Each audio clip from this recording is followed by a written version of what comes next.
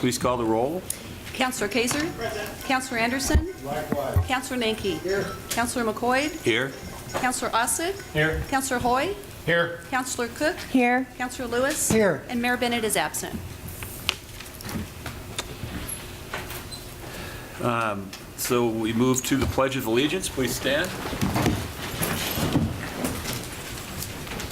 I pledge allegiance to the flag of the United States of America and to the republic for which it stands, one nation, under God, indivisible, with liberty and justice for all.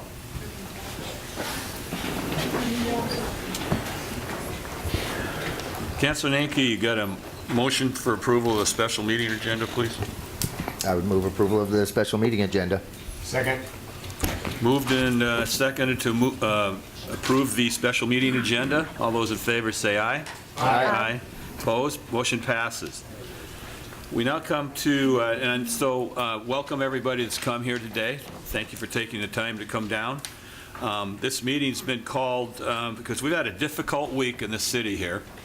And it's especially for the water service customers. And we're here to provide an opportunity for the council and the community to hear from the city staff on what's happened, what's been learned, changes to procedures and protocols based on the experience, and to give the public a venue to express their concerns or thoughts or frustrations or ask questions that perhaps haven't been answered through this process.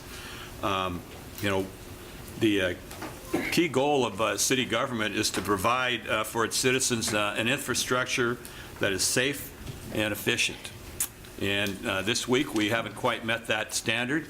And so what we need to do here from this case, and I want to know what's going on with the staff and certainly the council's expectations, are that we're going to take what we've learned from this experience to ensure that hopefully it does not happen again, or if it does, we're better prepared to deal with it and to explain what has happened to the public moving forward. So with that, explain a little bit what we're doing here with this agenda.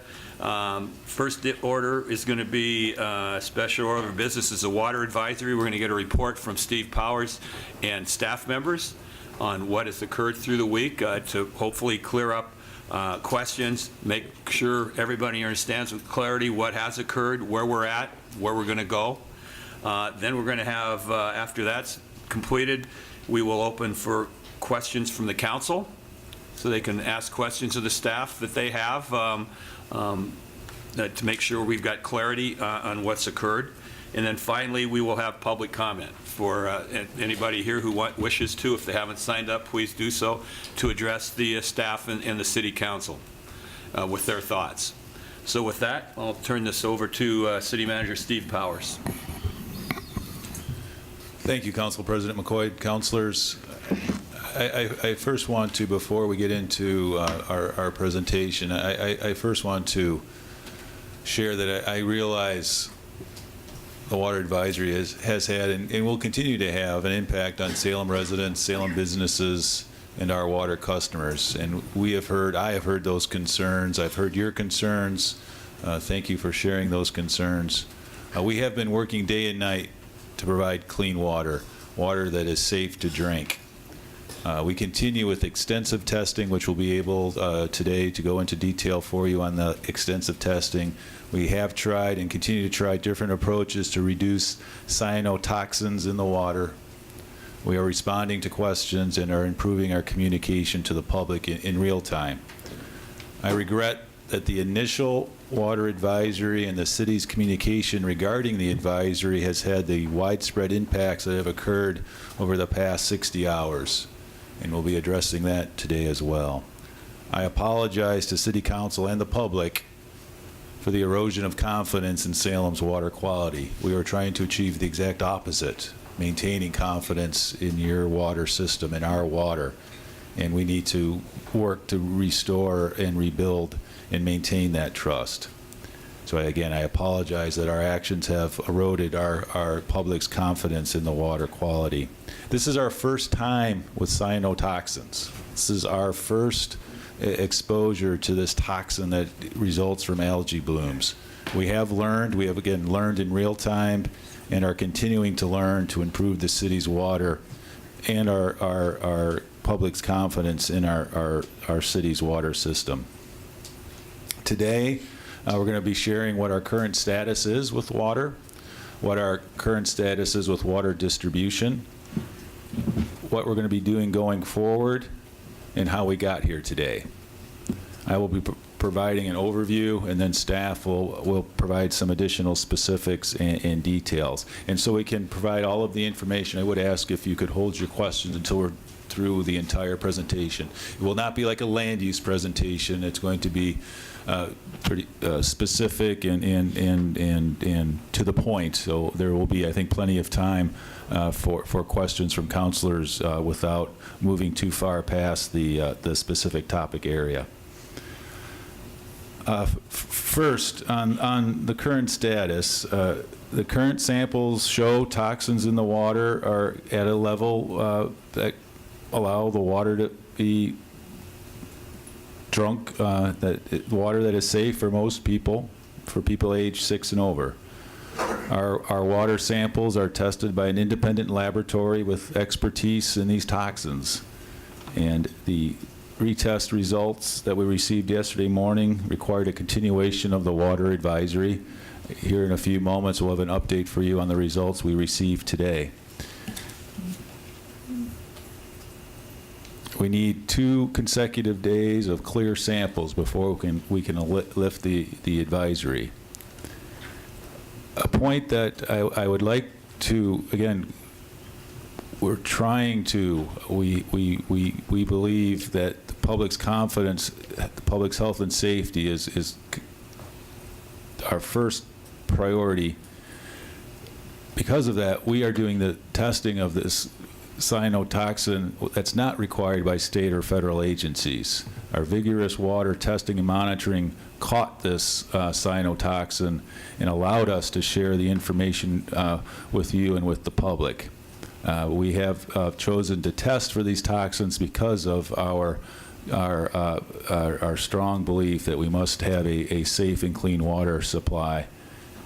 And I think now would be a good time, Peter, if you could talk more specifically about that and perhaps share the results of today's testing, or the results we received today. Correct. Thank you. Good afternoon. It's Peter Fernandez, Public Works Director. What you have on your desk is a tabulation on the first page of all of the test results that led us into the health advisory. And then on the sheets that follow, what you see are the compilation of all of the test results for the 4 different locations, and you can see the downward trend on each of them, including the fact that the results that we received today, which is from 2 days ago, show that toxin levels are all below health advisory levels. So if we receive the same results tomorrow, then we will be able to lift the advisory. I'll ask Lacey Gorse-Priest, our water quality manager, to come up and provide you with a little more detail on all of that.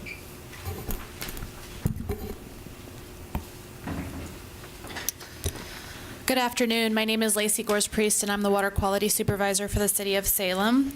As Peter mentioned, we have put together the compilation of data in an effort to provide this as a way that our water customers can look at the data and understand what has provoked this advisory and what keeps us in this advisory until we are able to get, as Peter mentioned, 2 clean data sets to be able to have us lift this advisory. I want to also point out there's a note on the bottom of your first sheet that states that this is not all of the data that was collected, so I don't want that to be a misconception. We have a lot more data than this, but this was the data that specifically was above any sort of health advisory, which is what triggered us into these notices and keeps us in this notice as of today. I am pleased to report, though, and as you flip through the data sets behind the first page, you will see that all of the sites had below detection limits except for one site within our water distribution system. And at that last site, the detection limit was very, very low. So that indicates that these toxins are indeed being removed out from the system. So that is a good sign. But I also want to be clear that we still have another day worth of data to receive that will, indeed we need to be able to lift us from this advisory. So while the current results are good, we still need that second day of results to be able to confirm that the water advisory can indeed be lifted. I know that there was a lot of comment and inquiry regarding kind of looking at the trending of the data, which is why the additional pages were created for you. So you can look to see how the cyanotoxins at different locations within the system have responded and be able to understand, kind of the trending at the different locations, and that this is a very dynamic, changing situation. And so that is why the two data sets are needed in order to confirm that the water quality has indeed improved to such a level that we can lift the advisory. We have staff that are continuing to sample. We have staff that are in the watershed today. We will continue to sample through the weekend until we are able to lift this advisory. We will continue to do daily sampling. And I do want to note that I did receive a phone call from our watershed technician earlier this morning, and there is another bloom that has formed up in the Tumble Creek area just east of Mongold in Detroit Reservoir. So we are keeping an eye on that new bloom formation. We will be pulling samples from that location and also locations around the lake, and paying attention again to what's happening in the Santiam River, what's coming down to our treatment facility, and also ultimately how our finished water is responding to that. And with that, I will hand it back over to Mr. Powers. Anything else, Peter? I would like to then provide a quick update on our current water distribution sites. With the help of the state of Oregon, the Oregon National Guard, and Marion County, we're operating 4 water distribution sites throughout the city, and those sites will continue as long as the water advisory continues. City staff and volunteers are assisting those in need of filling containers or loading containers into their vehicles. We're also coordinating and have coordinated and have been delivering water to the homebound. City staff and partners are providing water. We're tightening up those processes as the water advisory continues. And I'd like Fire Chief Niblock to provide some more additional detail on the water distribution, please. Good morning, Council. Mike Niblock, Fire Chief. As City Manager indicated, we do have 4 locations in the city that are providing 24/7 bulk water fill. We're asking folks to bring their own containers to those sites to fill. There's staff there to help them fill. We have we're looking at activating CERT volunteers to help at those sites as well. And we're limiting fills to 5 gallons per each fill, so we have enough to go around. We have nurse tenders that are going around and filling those tanks continually. And like I said, those are 24/7 operations, so if you want to go down at 11 o'clock at night and get some water, you can.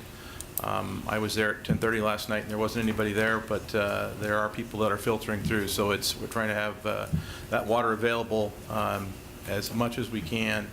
The City Manager also mentioned how we've partnered with community partners. Marion Polk Food Share is taking a big role in assisting. We're procuring water for them, and they're helping us get water out to folks that are, Meals on Wheels type customers and people who can't maybe get out and drive and get water. So we're trying to address all of those citizens that may need to have drinking water if they fall into the category. One thing that we're reminding folks is for a healthy adult and people above age 6, the water is safe to drink. So if you choose to drink bottled water, or bulk water, there are resources for you to get that. Personally, I'm still drinking the tap water, and my family is as well. We put a joint information center together, so we've been working with the school district and I mentioned Mary Pole Food Share, but Community Action Agency, Head Start, to make sure that all those folks that really, especially the young kids that need the water, and from what we understand the other day, the school district is pretty much set, even if we have to go with a longer activation of this advisory. And so we're trying to plan ahead if we need to. We did not open our emergency operations center. We opened what we call a departmental operations center. So we had joint information there, some logistics and some operations, and the staff has been working pretty much around the clock to make sure that all the needs are out there and the communications are getting out. I want to thank, again, the governor and OEM and all the agencies, Marion County and Kaiser, that came together to help with us getting these water stations set up in the city. Seems like a simple thing, but it takes a little effort to get all that coordination done, and they're up and running now, and so those will continue until we lift the advisory.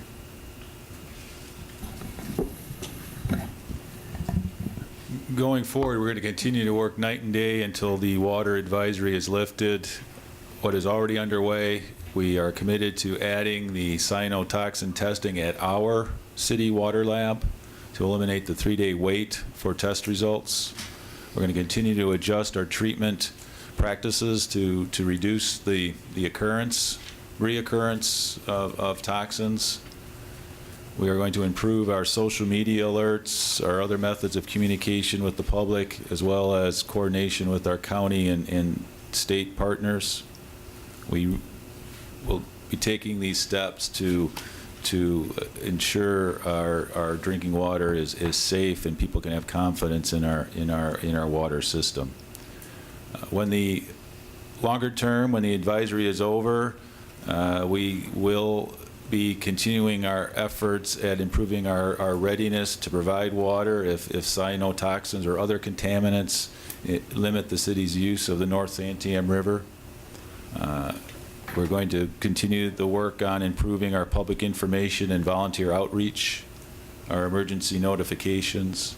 We're looking at how to provide this kind of data on an ongoing basis so the public will have direct access to the test results. That requires some work. Longer term, I will be providing to council a top-to-bottom review. The review will include specific actions for algae, as algae apparently is becoming toxic algae is becoming an increasing problem. We're going to continue the review of the feasibility and cost of developing a supplemental water supply. So in the future, you will be receiving that report, and we look forward to having thorough discussion of the report with council. That report will include what we've learned. Again, this is the first time we've experienced the cyanotoxins, so we're learning. So it'll cover what we've learned and what went well and what didn't. Because frankly, there are things that didn't go well. I'd like Peter to speak more to particularly the system changes that we're considering, that we're doing in the short term and that we're considering in the long term.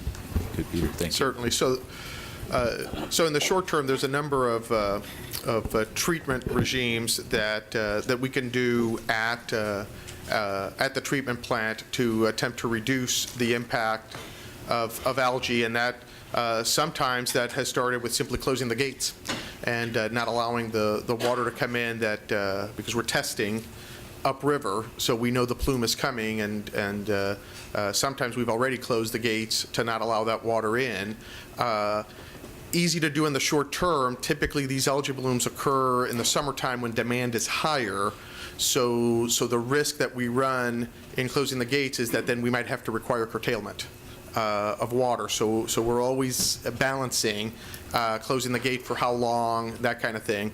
There are other treatment regimes inside of the treatment system that include using our roughing filters, which are filters that we can use ahead of the slow sand filters that we have. We have groundwater wells in the island itself, so we can blend with the water that comes from the ground there.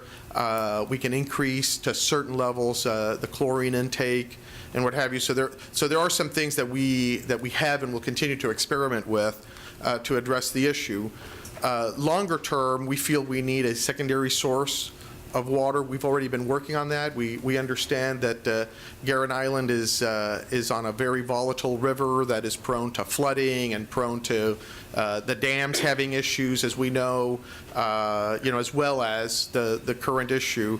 So we feel that the most economical secondary source at this point for the community would be to develop some groundwater wells. There is money in the budget and has been money in the budget for the last couple of years to work through those issues and see what we can do. It's a different water chemistry, so there is some treatment that's required, as well as plumbing issues that need to be done. So it's not as simple as just sinking a well and connecting it to the system. So that's why it takes a little longer, but we're actively working on that. And then we're also actively working on improving our aquifer storage and recovery wells. Those were installed 15 years ago at Woodminster Park. We take our finished water, we pump them into the ground. There's a fractured basalt reservoir there, and then we take it out in the winter, and then we take it out of the ground in the summertime and distribute it. Those wells work pretty well for us. We can improve them to get more water in and out of that system, and then we need to improve the plumbing around the area to push water out to farther parts of the community rather than just the South Salem area. So those are some of the things that we're doing to create a secondary source. So if we need to close the gates, we can have water. If we need to blend the water, we can do that. So those are the most apparent and most economical solutions firsthand. There was a quote in the paper that I made at the press conference on Wednesday that spoke to a $200 million effort, and I want to clarify that is if we were going to build a brand new water plant. So we were going to build a new plant, say on the Willamette River, and treat that water as other communities are doing upriver. That's where that number comes from. $3 to $5 a gallon for building a plant like that. We need between 30 and 50 million gallons, depending on what level. So you can just do the math and understand what we would need to do and what we would need to invest if we wanted to go that route. So that's a much more robust question that is not for the immediacy of the near future. The North Santiam has been a reliable, high-quality source for Salem's drinking water for generations, and perhaps, except for Lacey and Peter and others directly involved with water distribution and water quality, water treatment, certainly you turn on the tap and water comes out. So while it's not completely out of sight and out of mind, perhaps our reliance for so long on the Santiam River, we've not kept council and the public as informed regarding Salem's drinking water.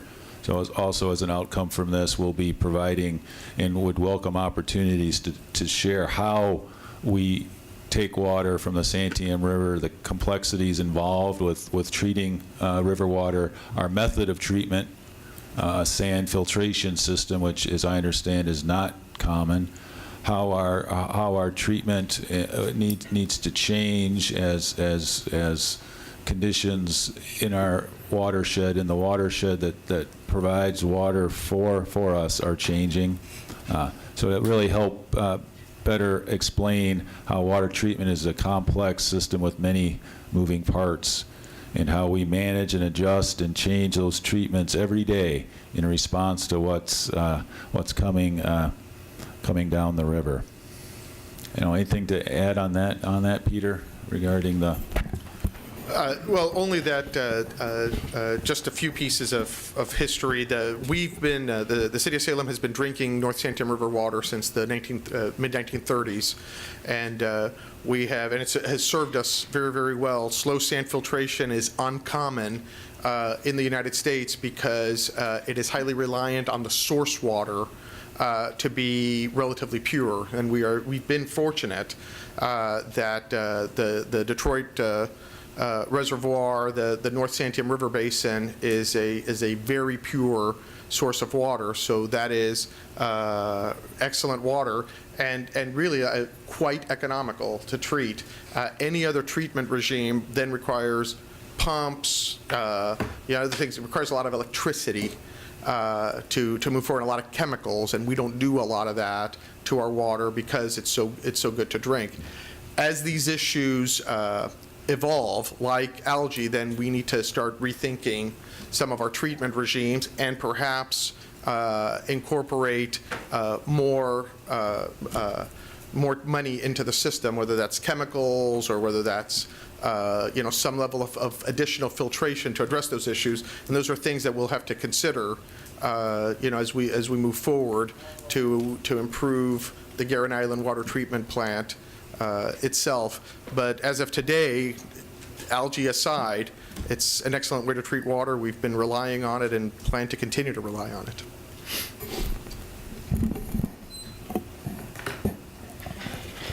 We care deeply about Salem's water and maintaining the public's confidence, and that is causing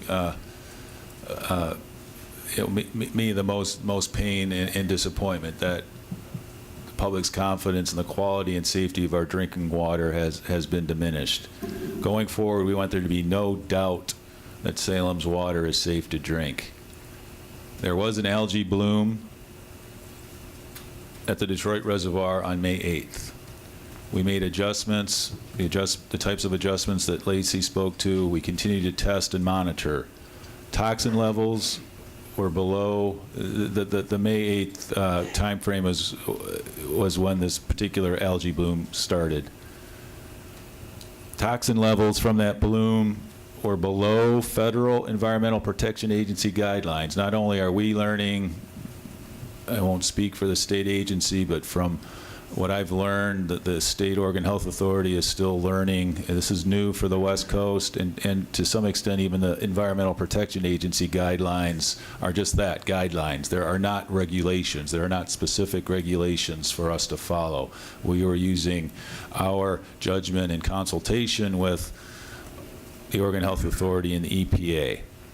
We had clean test results until test results received on May 25th, which showed elevated levels of the cyanotoxin.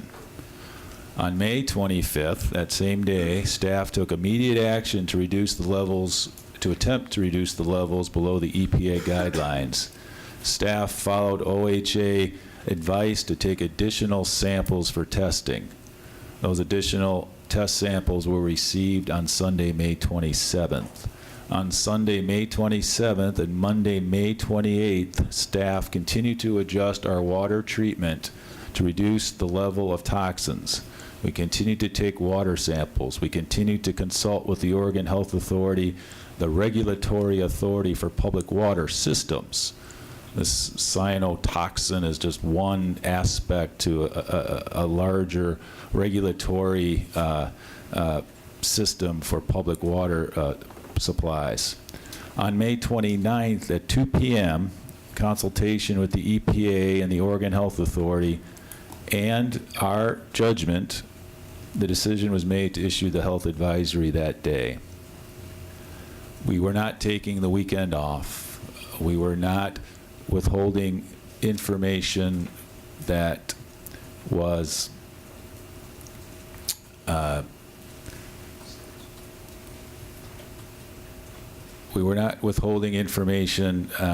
that was prior to the advisory. This led to the advisory that was issued on May 29th.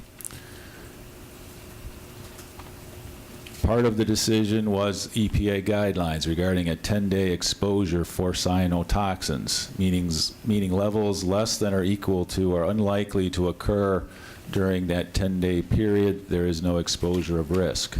Once that level hit, we again, after consultation, we made the decision to issue the advisory before the end of that 10-day exposure period.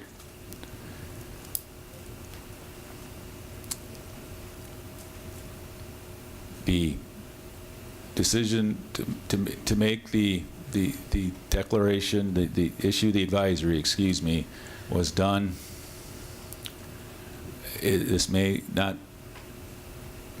Again, this is difficult for me to say because we were doing all of this to try to maintain a safe and healthy water supply, to maintain public confidence, and to have the exact opposite happen is very painful for me and for staff, and I apologize for that. Certainly the decision to issue the advisory on Tuesday was not in any way to hide bad news, to withhold information. It was a judgment that was made with the intent, the purpose of having a safe water supply to inform the public so they could make decisions regarding their water. I know, Peter, anything to add to that before we conclude and open it up to questions? Yeah, no, in fact, if I may, David Emmy, who is the manager of the Oregon Health Authority Drinking Water Program, is here with us, and with your permission, I'd like to have him come up and just explain a little bit about the interactive nature of making these kinds of decisions, and what this health advisory meant and why those decisions were made, because all of our decision making was made in consultation with the Oregon Health Authority. So with your permission, Council President, I'd like to ask David Emmy to come up. Welcome. Thank you. Again, my name is Dave Emmy. I manage the drinking water program with the Oregon Health Authority.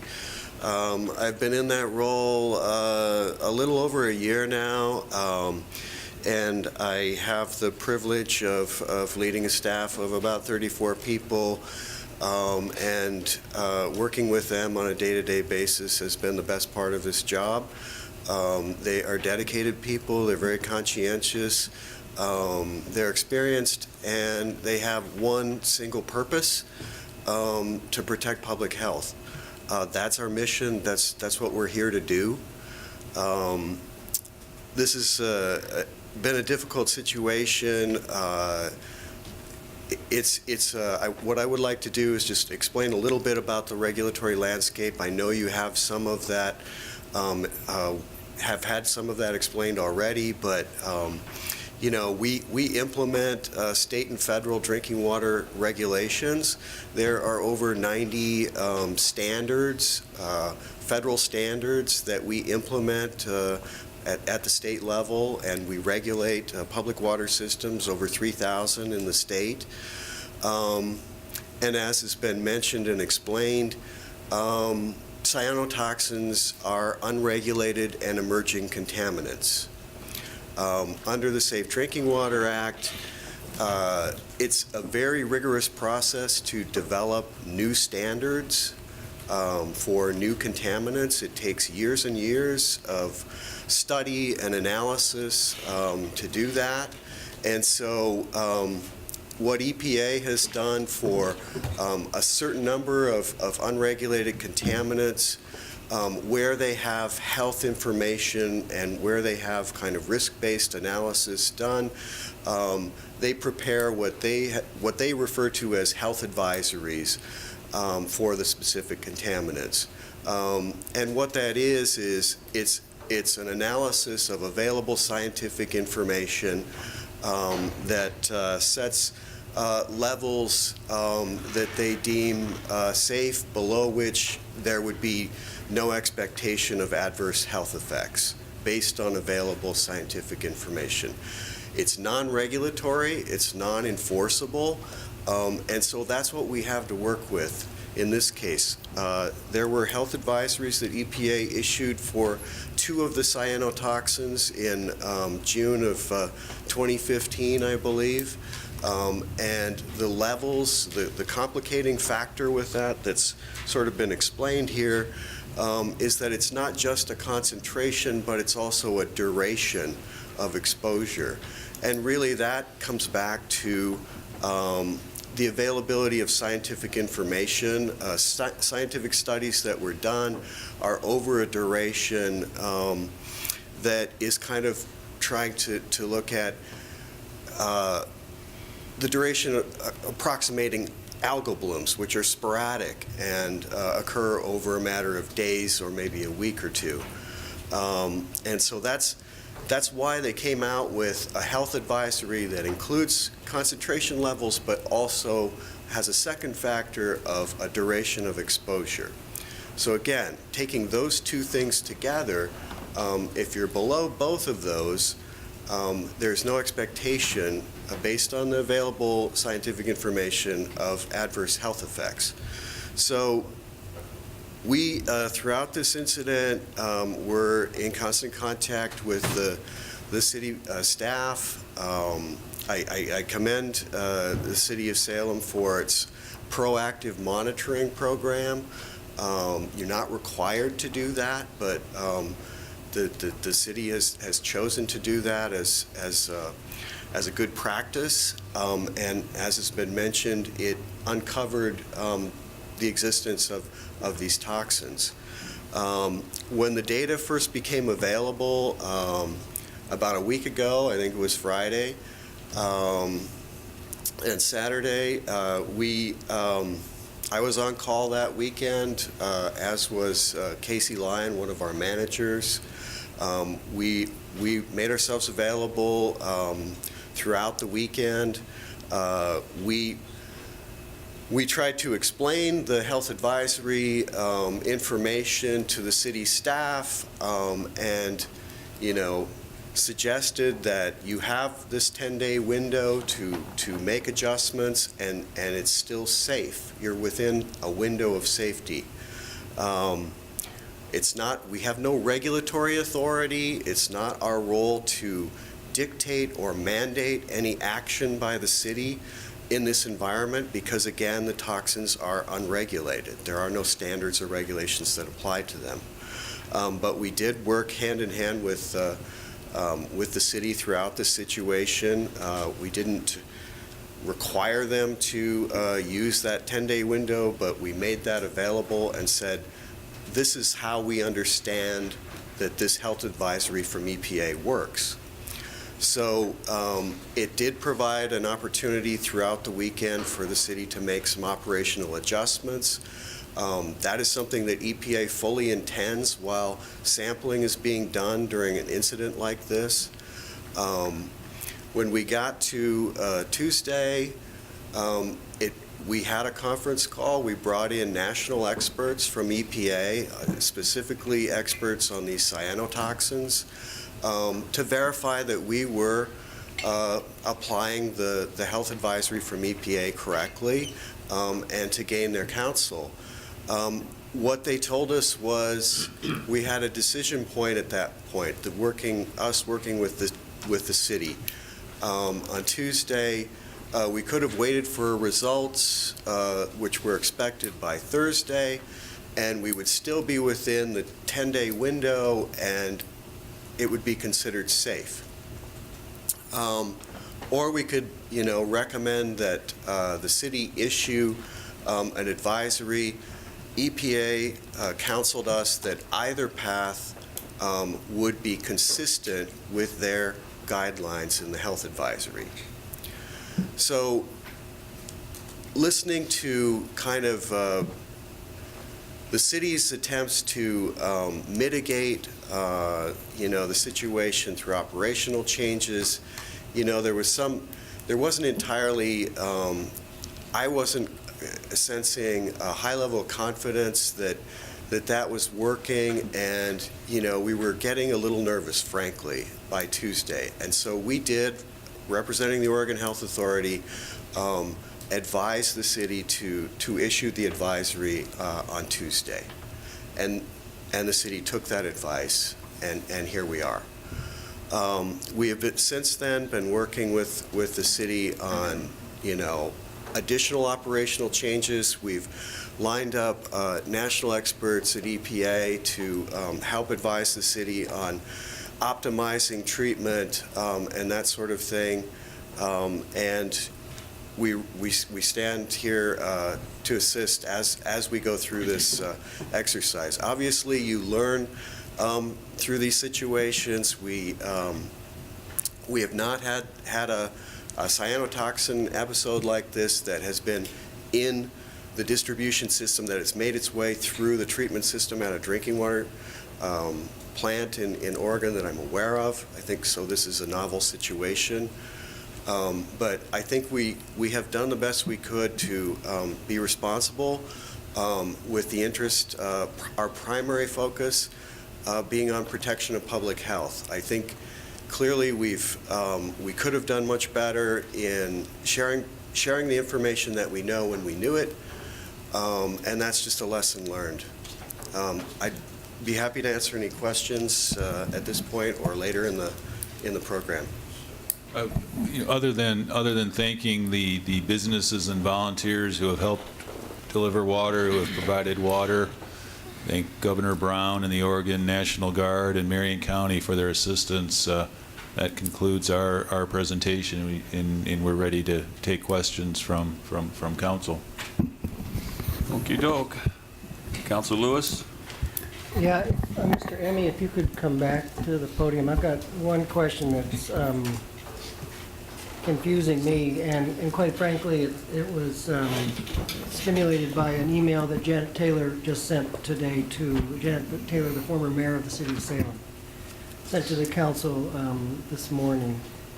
She's implying that, I guess either one, the 10-day exposure period is not as clear as what it could be, because she insists that she's been drinking the water and that it has exacerbated her condition. So, and the other thing is, if there was a bloom detected on May 8th,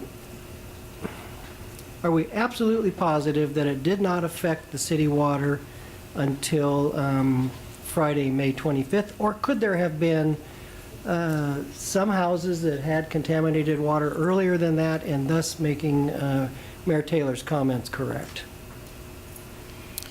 Thanks for the question. It's not a perfect system. I'll say on the first aspect, in terms of health effects, at the Oregon Health Authority, we do have surveillance of ER visits. We've stood up an incident management team at the Public Health Division all throughout this incident, and we still continue to operate that. We are monitoring and conducting surveillance of emergency room visits.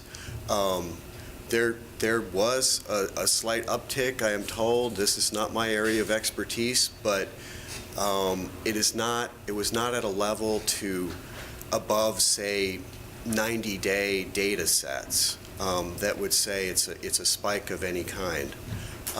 So the medical staff at the Oregon Health Authority continue to monitor that data and draw conclusions from it. But at this point, they're not seeing anything significant in terms of health effects or hospital visits, that kind of thing. Peter may be able to answer the second part of that question regarding our Yes. testing regime. Thank you. Councilor, we're testing at the entry point to the treatment plant and at the entry point to the distribution system, and there were no toxins detected before the date shown. So there is, while the bloom was, we were aware of the bloom because we're up there looking every day, there were no toxins identified until the dates that you see there on the table.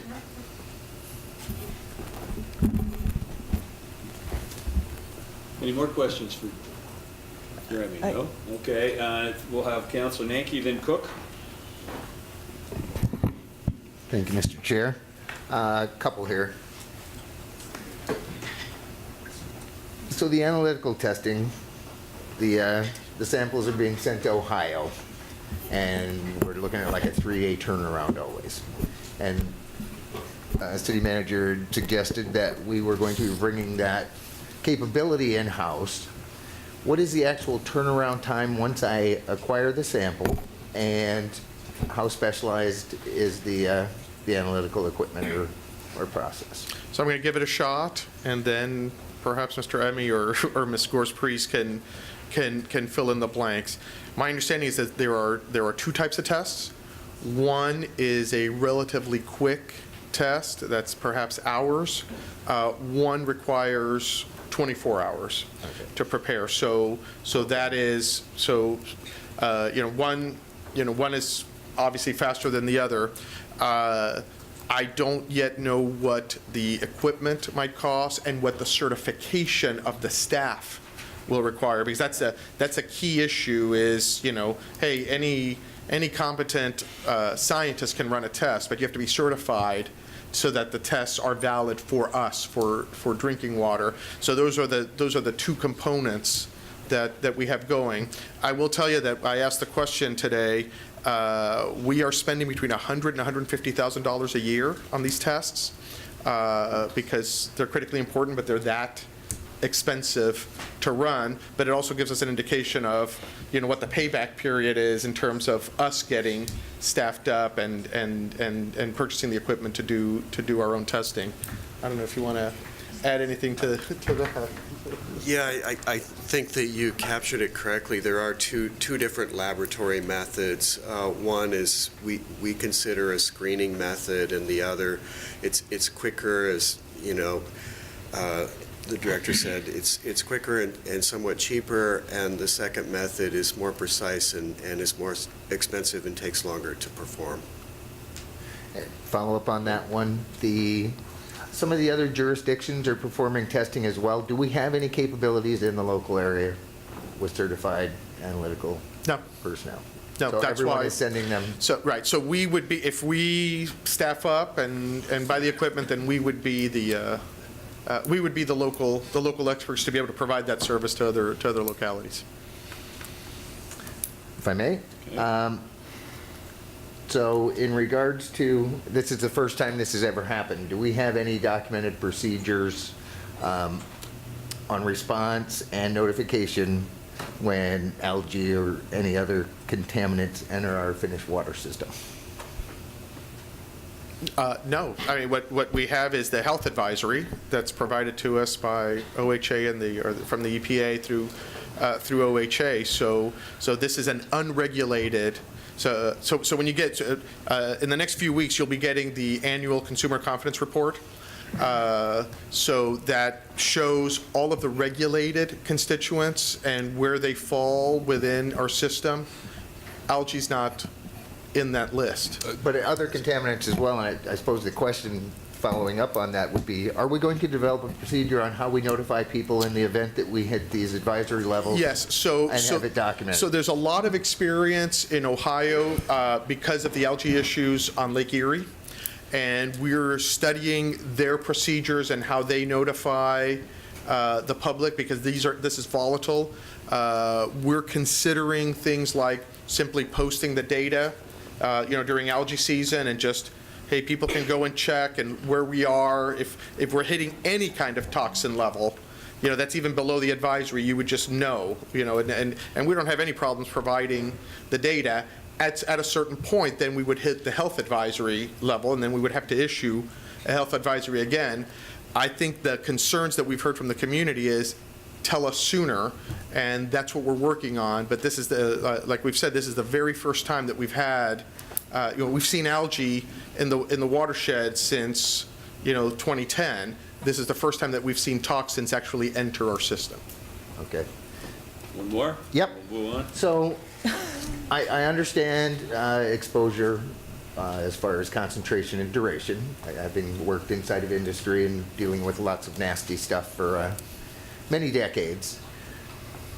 met with a friend of mine yesterday who is 100% on well water and had gastrointestinal issues last week. I've heard several people indicate that stomach flu has been going around as well. David mentioned some kind of an uptick, not necessarily with that intestinal flu type thing. Is that essentially what you were seeing? You know, we again, it's not my area of expertise, but we can't make a correlation. There may be a correlation, but we can't assume any causation. There is a slight uptick. It could be just that. You know, it may not be related to the water situation. We really don't know. If I can, just on the exposure thing, though, there are outliers to those guidelines as far as what is safe for how long, because there are sensitive individuals on the downside of that as well.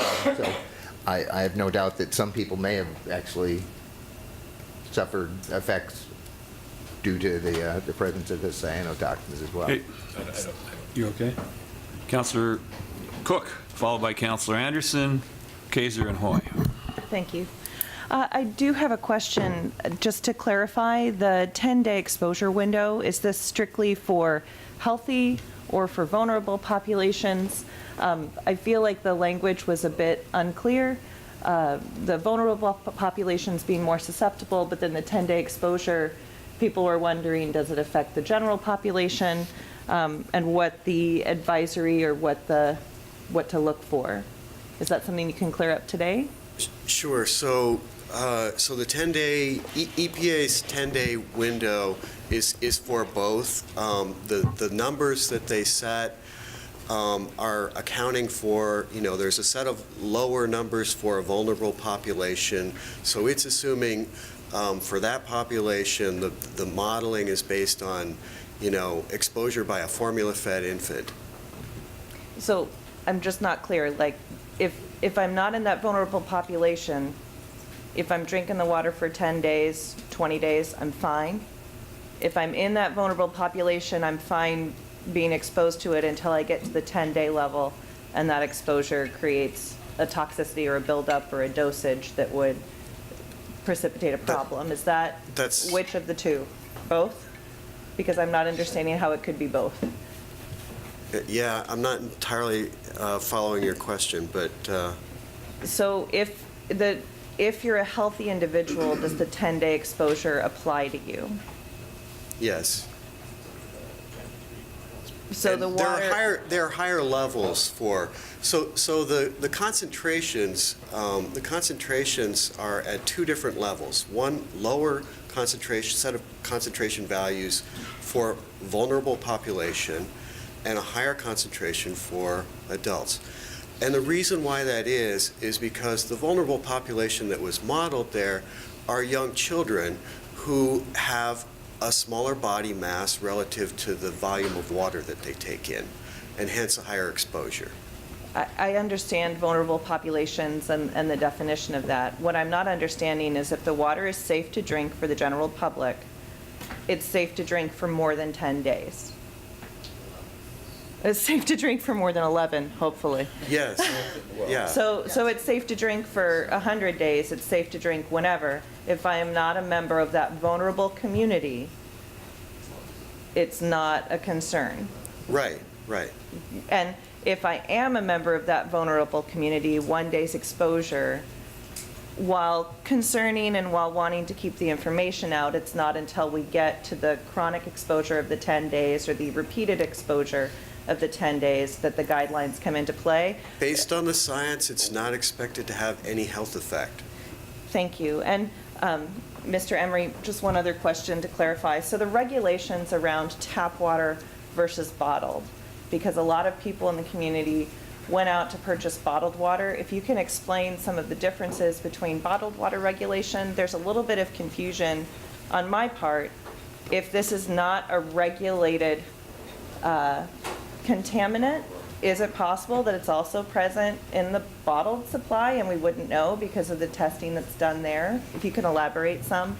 Yeah, and it's a little bit complicated, and it depends on the source of the bottled water. We don't regulate bottled water in the drinking water program. We regulate public water systems. Some bottled water, it derives from public water systems, and then often is filtered additionally before it's bottled and sold to the public. It's regulated by the Food and Drug Administration, and in Oregon, some water bottlers are regulated by the Department of Agriculture as food. So does the FDA regulate for this cyanotoxin? Does Oregon Ag regulate for this cyanotoxin? No, no. Just us? Well, again, we're not regulating, but there are these health advisory guidelines from EPA. Okay, thank you. Councilor Anderson. Thank you. I have a follow-up question to Councilor Cook's questions, and then I'll have some more of my own. I'm looking at 3 of the graphs that were handed out by us, and this relates to the question of what if you are in the vulnerable population and how many days does it have?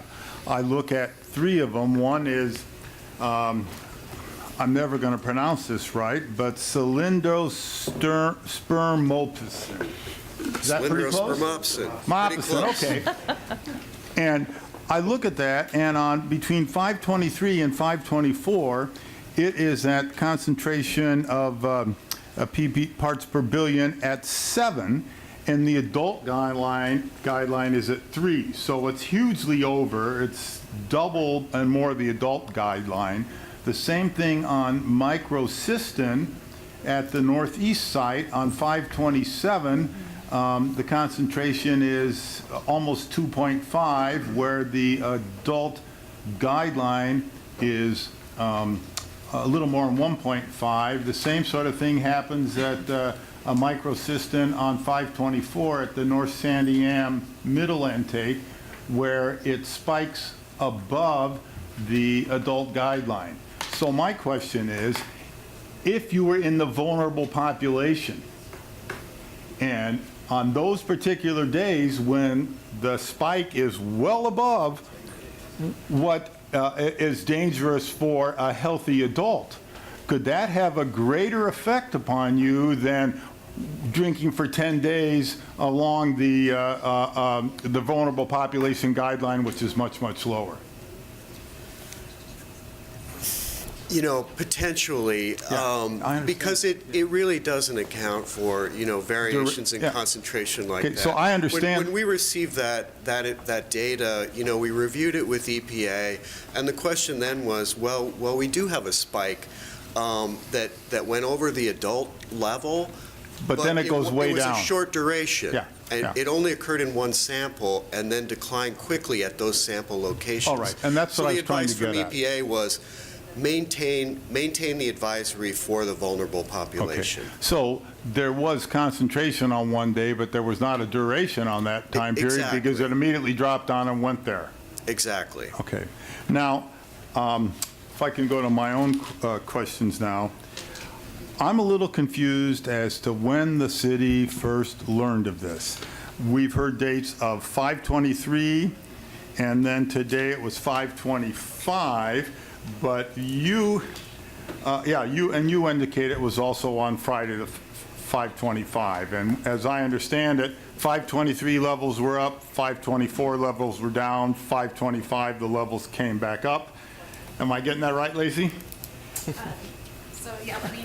Yeah, you can, that's, and then I have some follow-up questions from Mr. Emery, excuse me. Yeah, so just one of the things to remember is that delay time between when the sample was collected and when the results were received. Right.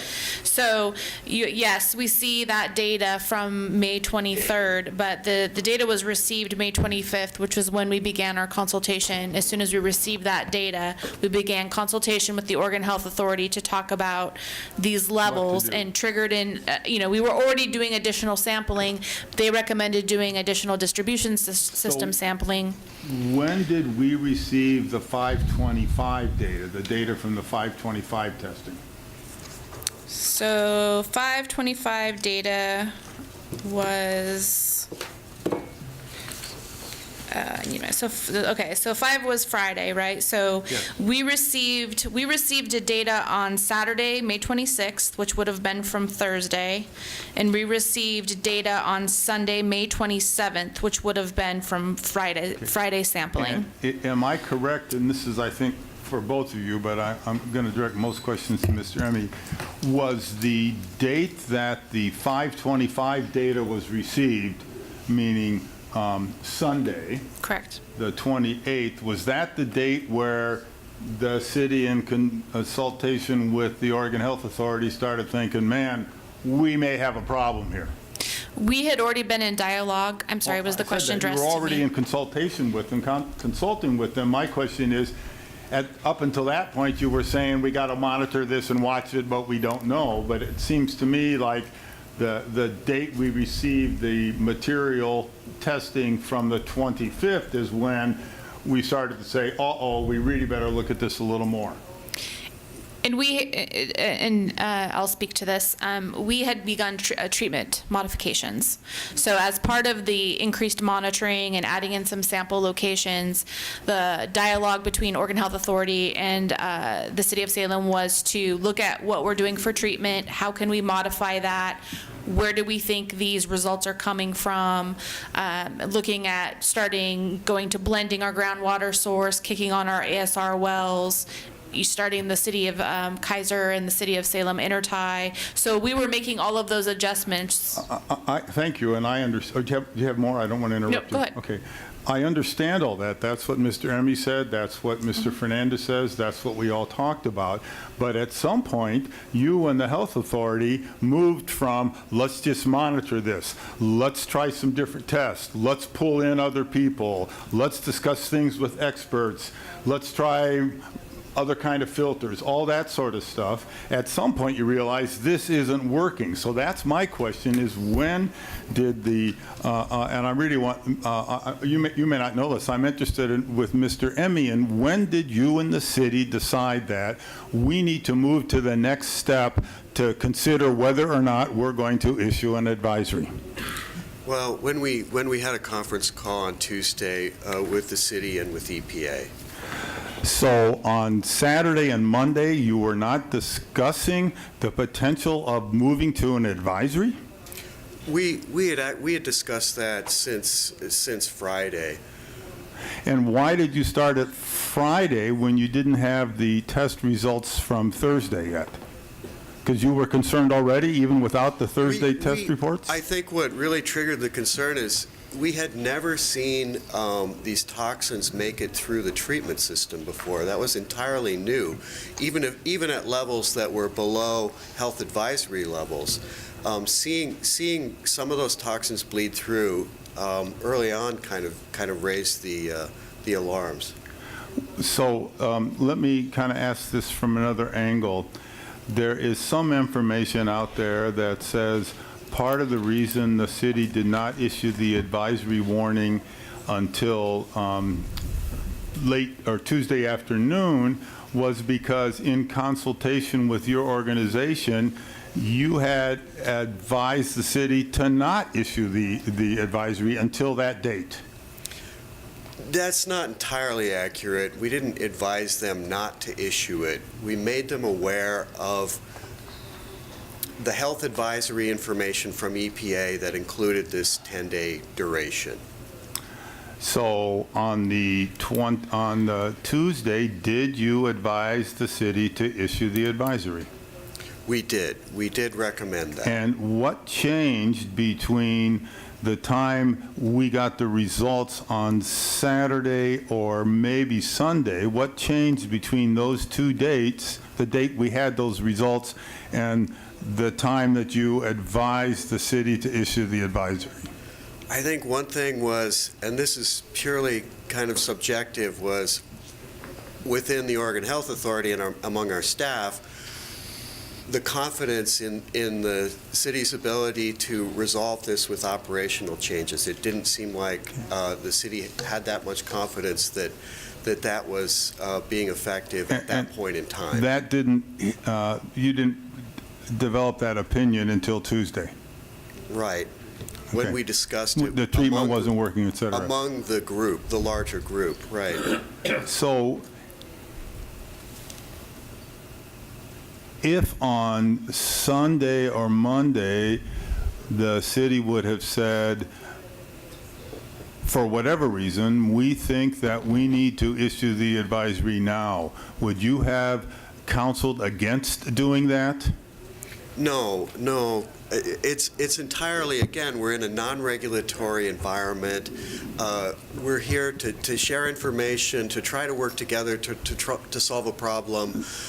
We would not do that. It's really the city's choice. So We made that clear throughout this process. So I would guess, and then I'll yield the floor to other people, but I may have some more questions. So I would guess this whole thing, because of what we have talked about in terms of no guidelines, no regulations, et cetera, no experience, at some point it becomes sort of an art rather than a science, and it becomes sort of a you should do what your logic and best judgment tells you to do, as opposed to what the statistics and science might tell you to do. That's fairly accurate. I mean, Thank you. we do have training and you know, as scientists and engineers among our staff, but at some point we do have to make judgments with the basis on the basis of incomplete information. And also on the basis of the single purpose is to protect public health. That's what you said your agency is. Absolutely. Councilor Kaiser, then Hoy, then Cook. Thank you. So I want to get the timeline a little straightened out because I'm hearing different things from folks, and this might be a question for Lacey. When you were talking with Councilor Anderson, you had said that one of the sample dates was on one of the results we received was on Friday, May 25th. I'm sorry, I'm looking at the first page here. Yes, okay. Second column. I'm seeing sample date for the Silendrospermosin taken on May 25th. Correct. And then we received the results the very next day on Saturday, May 26th, which would indicate a 24-hour turnaround. Is that correct? So we had really pushed our lab based off of the evolving situation to get us our results faster than they normally are able to. What that means is that we had actually shipped our sample containers directly to the lab manager's home, so he could run those in. So it was an attempt to really push this data to get that through. I would have to double check, and I would need to go back to my data, but I know we did receive data on Saturday, the 26th, and we did receive data on Sunday, the 27th. So for my looking at this timeline, it looks like the last test results we received before the advisory was on Saturday, May 26th. Is that correct? The last data that we had received was on Sunday, May 27th. And where is that at? If you go down to the Or microassistant. not so much data, I guess, but before we issued the advisory, what was the last day that we received results before we issued the advisory on May 29th? The last day that we received results were on Sunday, May 27th. And where is that at on this sheet? Because So if on you- this first page, all I see is we received results on the 25th, the 26th, and the 31st. So, okay, so I see where the confusion is. So, this data that is on this first sheet was solely data that was advisory driven. So if Okay. it was below a health advisory It's for not- either it's not on here. vulnerable Okay. or adult population, it was not on this list. Okay. So I think that was, And then- But it is on the other sheets, on the ones that have the graphs show all of the data points, and I do want. whether they were above advisory levels or below. Well, and this other sheet just shows the sample dates. It doesn't show when we received the results of those samples. And I can add that in. So also from this sheet, I'm curious, were there no samples taken on Saturday, May 26th? Correct. And why was that? Why were we not sampling on Saturday? We had decided collectively to sample on Sunday and on Monday. That would give us, none of the samples were going to be able to be out in time to get to the lab. Everything was going to be arriving at the lab on Tuesday regardless of when we sampled. We wanted the most recent data, so we decided to have the Sunday, Monday data to be able to see what the most recent trend was in data rather than like having Saturday or Sunday and not having Monday. So at this point, we were not, we were making treatment adjustments at our water treatment facility. We were thinking we had gone to a good groundwater supply. Algae and algal toxins are primarily, surface water related. And then we had to go back to surface water because we had a break on our transmission line on Sunday morning. And so we had to go back and make some additional adjustments to compensate for that. So we were looking for 2 sets of data that was going to be the most current 2 sets of data. Okay. I have just a couple more questions and then I'll pass it on. Are there labs in Oregon that can test for these toxins? I'm sure, I would imagine that there are. I was told in an email we received from Director Fernandez, and I'll pull it up here in a moment, that there are no labs in Oregon that test for the cyanotoxin. And Right. I'm asking if that's actually factual. My understanding is that there are no labs in Oregon that are certified to test for the toxin, and we need to operate with people that are fully certified to provide us the tests that we need, results that we need. Have we looked? Is this you're saying to your best of your understanding, but have we actually looked into that? Well, especially in light of the kind of the situation that we're in? Well, we didn't look over the weekend, no. Why not? Well, because labs don't open on weekends. If we're having an issue, though, with part of this issue, from my understanding, is we're having to send these test samples to a facility in Ohio or Texas, and there's physical logistics associated with getting a physical sample of water over there. And then however we're receiving the results back, which I don't know how we're getting the results, if they're an email or a fax or web or a physical, whatever. But I would think that we would want to seek out other labs that are closer physically in proximity so that we could get these samples to them more quickly so they could begin that process and basically cut out a day of travel. So I'm curious as to why, even on a weekend, we're not seeking out that information, or maybe perhaps consulting with the Oregon Health Authority about that. I would think that folks are on call to be able to provide that kind of information in an emergency type situation. Yeah, I can just add that the drinking water program has a contract with a lab to do analyses of these toxins. We did several years ago when we were preparing some best management practices and whatnot. Try to identify a list of labs and establish a standing contract to be able to do analyses. And we were only able to find out-of-state labs at that time. And our contract is with a lab in Michigan.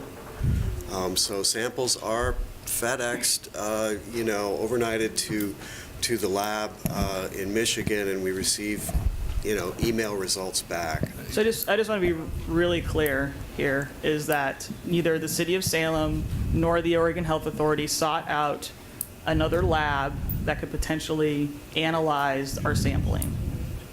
We stuck with our contracted labs. Am I correct in that understanding? Well, if you're asking if we started making phone calls on Saturday with that a lab, I am. The answer is no. Okay.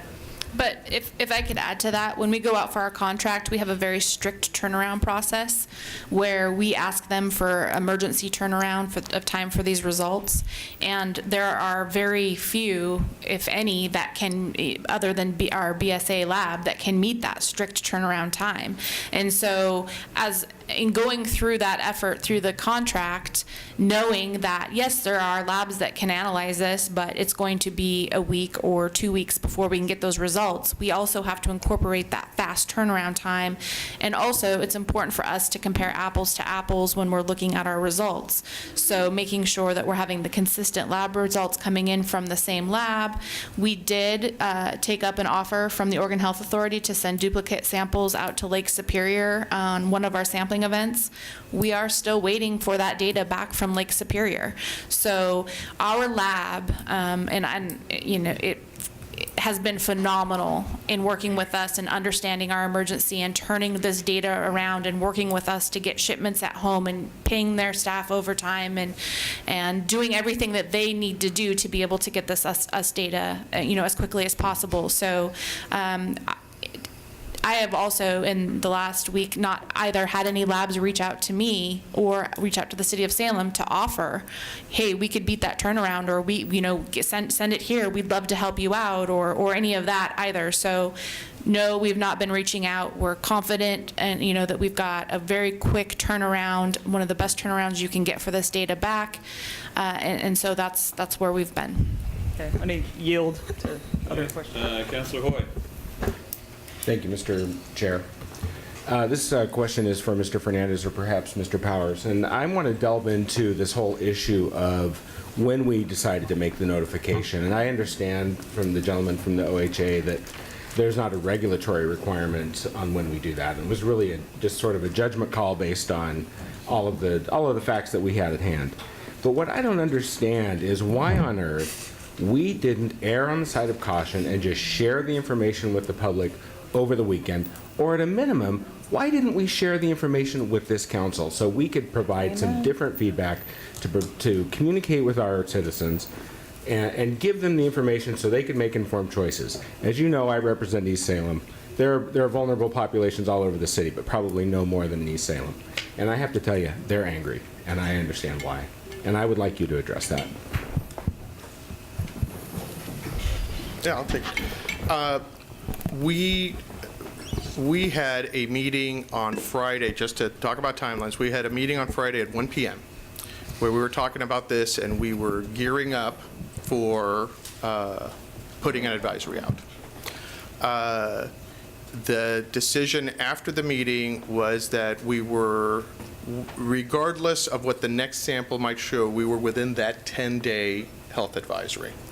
And we hung our hat on that 10-day advisory that regardless of what came over the weekend, we were, in terms of data, that we were still well within time, because even Tuesday, even today, we're still not within that 10-day health advisory for vulnerable populations. So we're still, we're not even at that 10-day mark yet. So it was based on that we made the decision to work within the treatment system and see if we could make it work. On Tuesday, as we gathered and then had the conference call with OHA and EPA, we said, let's err on the side of caution and go ahead and put out the information. We would have been well within the health advisory limitations to have waited till Thursday to put out the advisory. So we felt that we were already well in advance on Tuesday. Now, having said that, given what we know today, in fact, I responded to Mayor Taylor, and I used the terminology that I've been doing a lot of soul searching about, that decision, and in the overabundance of caution, we probably should have reported on Sunday. So, and Councilor Hoy, certainly we should have informed council, and that is my responsibility. Well, I appreciate that, Mr. Powers. I just want to underscore that in the future, we're here to help you. We're here to be the conduit between the staff and the citizens. That's our role. We're unpaid volunteers, but we provide a really critical role in this city, and that's being the conduit between the great work that our staff does and the information that the citizens need. And we were not allowed to be that conduit at this time because we did not have the information, and it's because it wasn't shared with us. And I just wanted to provide direction going forward that we need to do it differently. Understood. Thank you. Councilor Cook? Thank you. Just to piggyback off what Councilor Hoy said, we need to be in the room when those decisions are made and they're public. The effect of having, you're saying, you know, we made that decision. I want to know, well, who was in that room? Who was there? Who collectively made that decision? Because it shouldn't be a single point of failure within a system. There are multiple checks and balances in place in this so that we're all able to be on the same page and all make an educated decision going forward. I want to talk for a little bit about and ask some questions about how this message was communicated, because I was not at the Monday meeting. I received a notice on Friday that there was maybe potentially an issue, but it was well below levels and nothing to worry about, not in the water system at this point. I found out about this incident on Tuesday when I was at a school, when staff members received a notice for the entire district saying, don't drink the water. And this was at an elementary school where some of the population may be under 5, and the teacher looked at me and said, can we drink the water? And I said, I don't know. I'm not seeing any communication on my part. And she said, well, if it's not safe for kids, I wonder if it's safe for me. And I was just really shocked that, well, I'm surprised I'm not able to get more information. I'm surprised that I'm not able to do this. And especially with receiving texts from Office of Emergency Management, then worrying about, well, where is CERT? Why isn't that activated? So I've been trying to keep track here.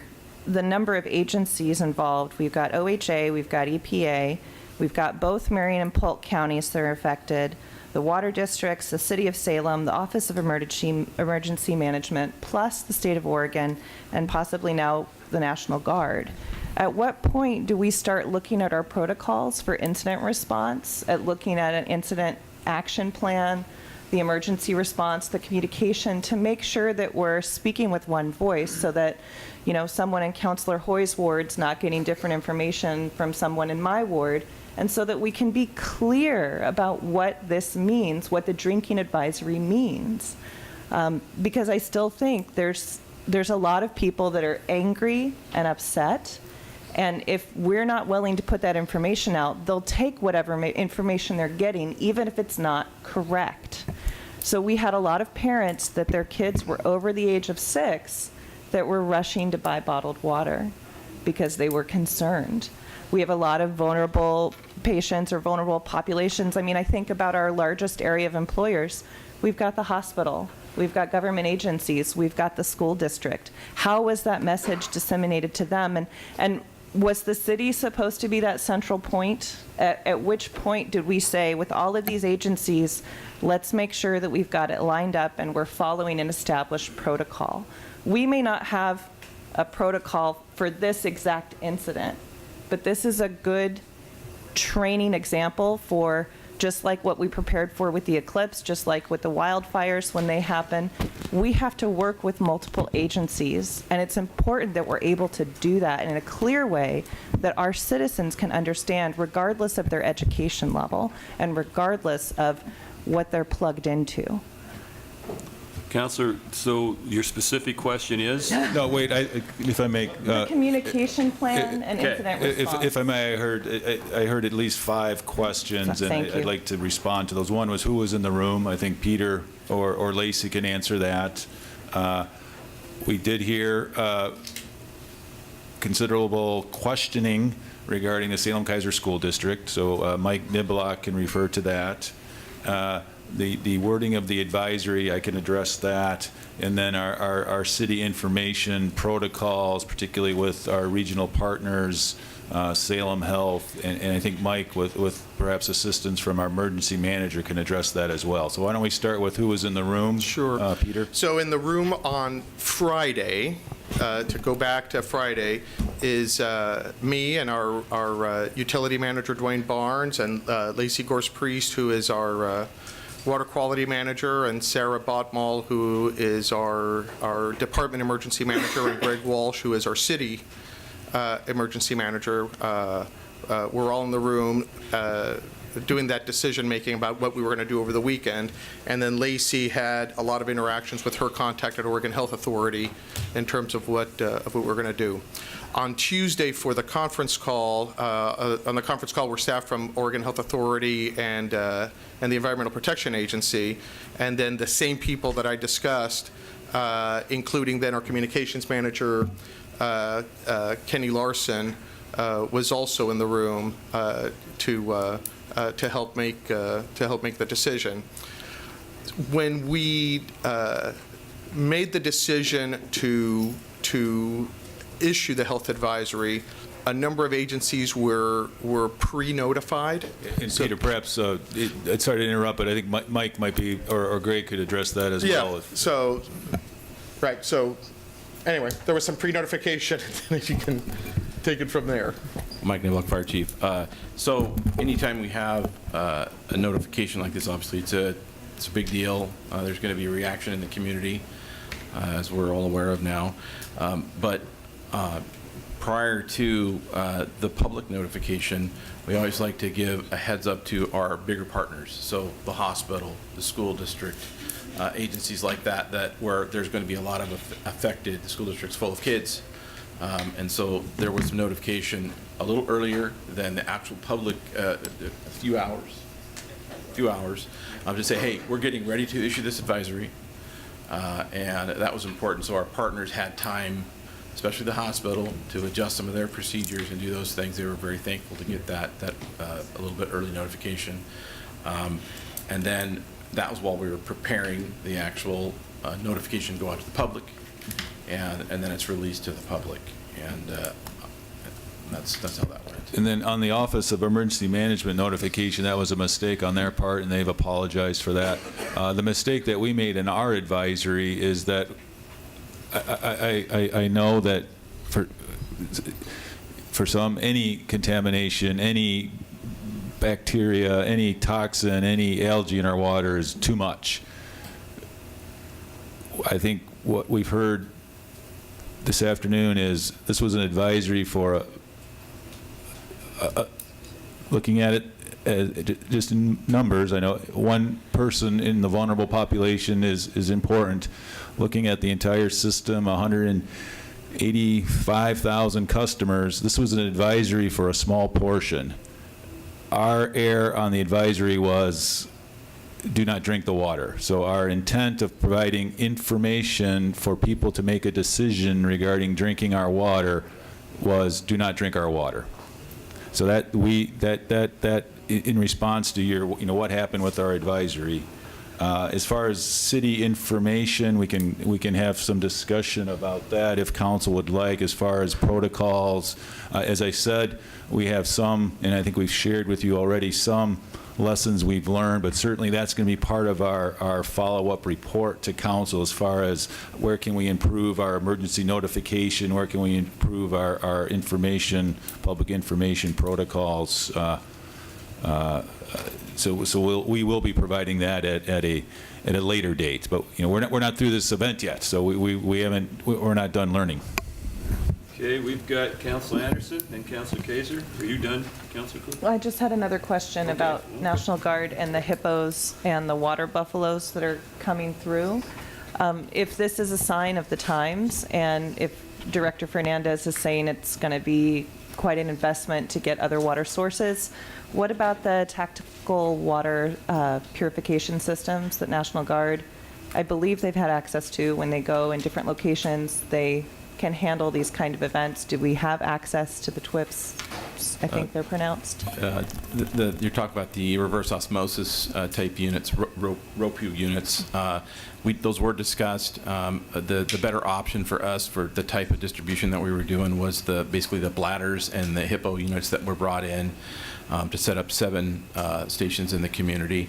I know that moving forward, we say we're learning lessons here, but moving forward, one of the things that we've discussed is the potential for the city procuring the distribution component of the stations, which is basically the taps and all the piping, and possibly looking at some water supply trucks of our own, so we're a little more prepared for this type. I mean, these could be used in any emergency where water was an issue, and so we didn't bring the ROPRU units here this time. What about the devices that were made for the Eclipse, specifically in the parks? Didn't we have the big drums that were supposed to be out at the parks on the Eclipse? Right, the problem there is that's the city's water, and that's precisely what we didn't want to distribute. So the water that's being distributed is water that's being picked up at Kaiser and then brought over because they're on groundwater wells. But we had to wait for the National Guard to be activated for those bladders to arrive when we had containers in our supply. Those containers didn't have any water. Those containers were connected to a hose bib, and they just provided the stationing to have 3 spigots on it. There was no water in the container itself. But we couldn't fill them up at a separate location where we were referring people? We No. couldn't have, it would have been impossible to take them to another place and fill them up? Right, they have 3 holes in them because that's all the pipe work that's in it. So they were really designed to hold 3 spigots that's connected to a hose out to a main spigot. So yeah, that wasn't, and we're talking about many gallons of water.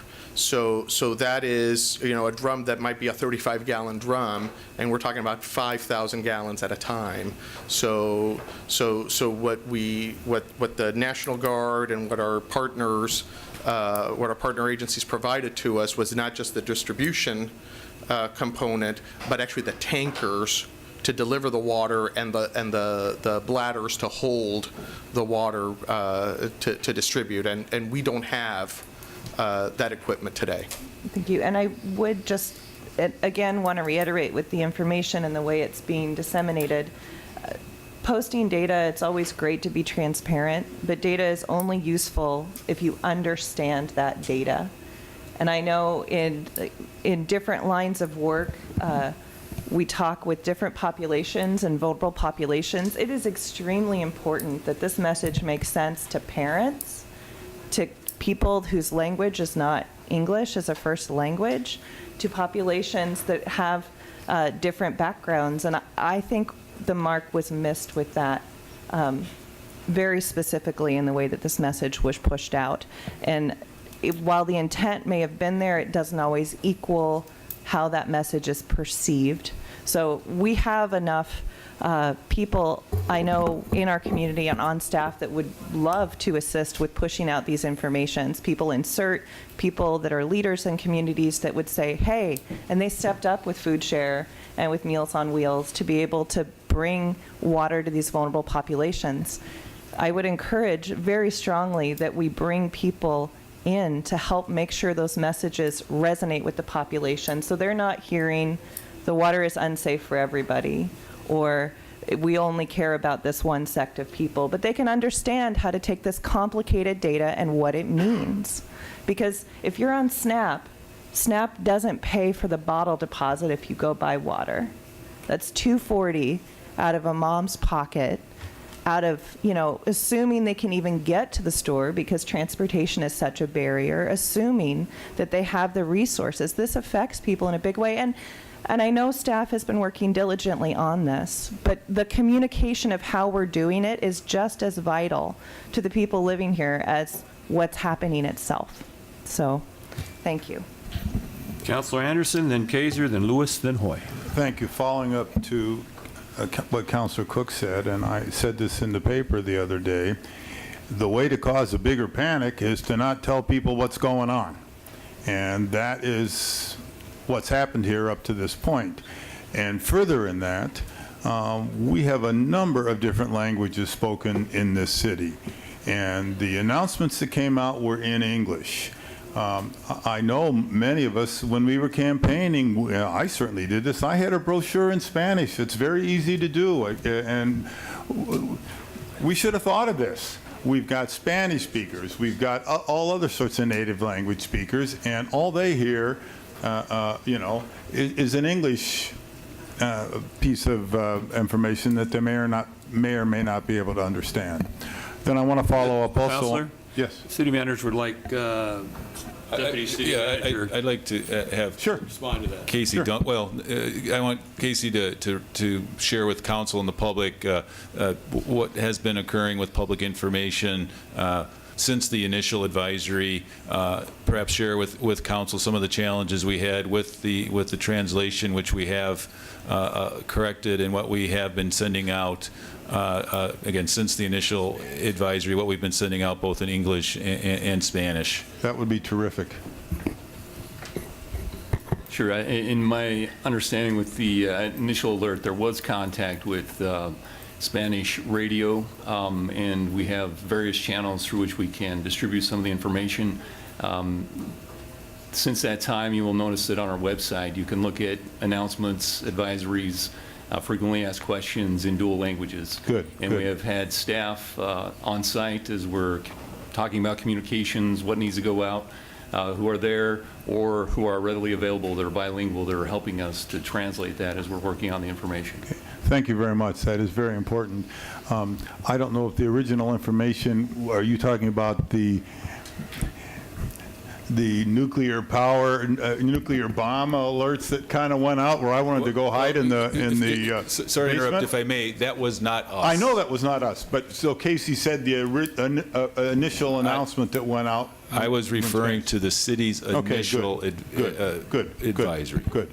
Oh, I think we all realized that what happened by them was just a total mistake and caused more panic and made things worse.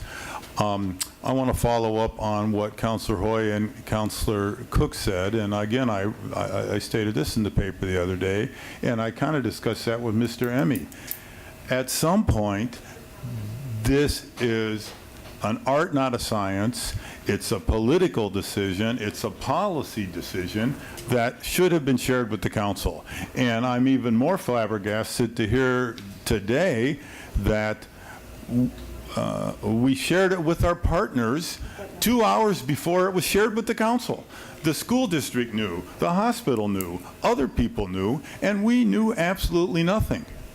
And you know, I can agree with Councilor Cook that people in the community are angry and upset about this, and I would say that also includes people in the community of this council, because as Councilor Hoy says, what is our role if it's not to act as some sort of interface between the staff and the public?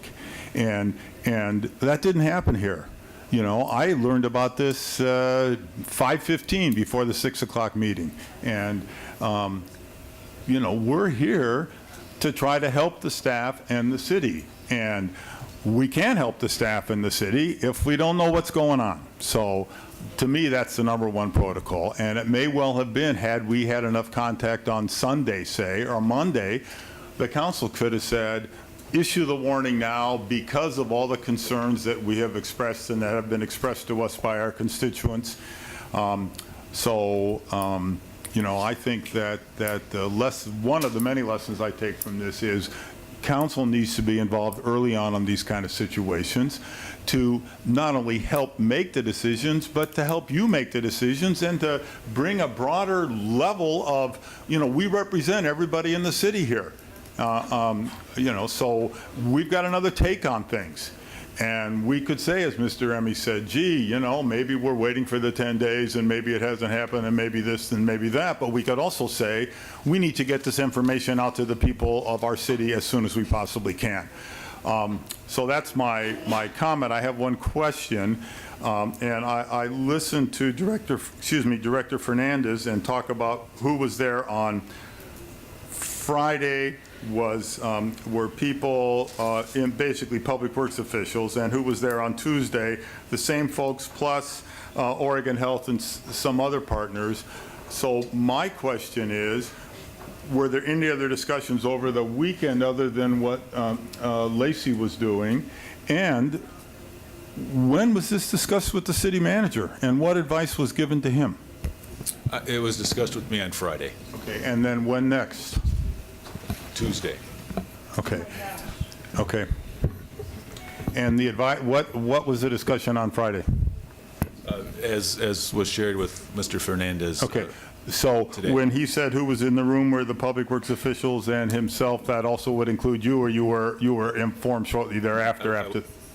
I'm sorry. After those decisions? After. Well, I concurred with with the recommendation from the group on Okay, Friday. to hold off. And you were not consulted again till when on Tuesday? I would have to look at Okay, the calendar. but in that consultation, it was, gee, we think we better issue the advisory. Yes. Okay. Okay, are you, Councilor Kaiser? Thank you. I have a couple questions and then perhaps a statement that's going to go along with some of the other statements that our fellow councilors have been giving. A couple things I wanted to ask questions about because I've been seeing them, especially on social media and in the newspaper, is that people have had, when this is kind of over with, is how long will it take for the water with the cyanotoxin present in it to make it through our water system? That's something people have question about and that I don't totally understand. So can somebody address that? Sure. In addition to looking at the monitoring, we are making the treatment modifications, which I spoke to earlier. So that should help degrade any cyanotoxin that's present in the system. So we have, over the weekend, we increased our chlorine residual, which helps oxidize these toxins. In further consultation with EPA treatment specialists and OHA yesterday, they advised that we could continue to increase that chlorine residual, so we then boosted chlorine residual again. We've had distribution crews out in the water system flushing from hydrants to try to move water through the system and monitoring the results. And so essentially it's just looking at the results, watching it move through this, as you can see kind of from the data, it's moving through the system to, Lake Vanessa, which I believe was the one that had the last detect today, but at a very small level. Let me just confirm that. Yes, that's true. Is very far out in our outreaching end of the water distribution system, which tells us that it's made its way through and it's moving through, and the data that's coming or is closer from what the treatment facility is sending into town is showing the below detection limits.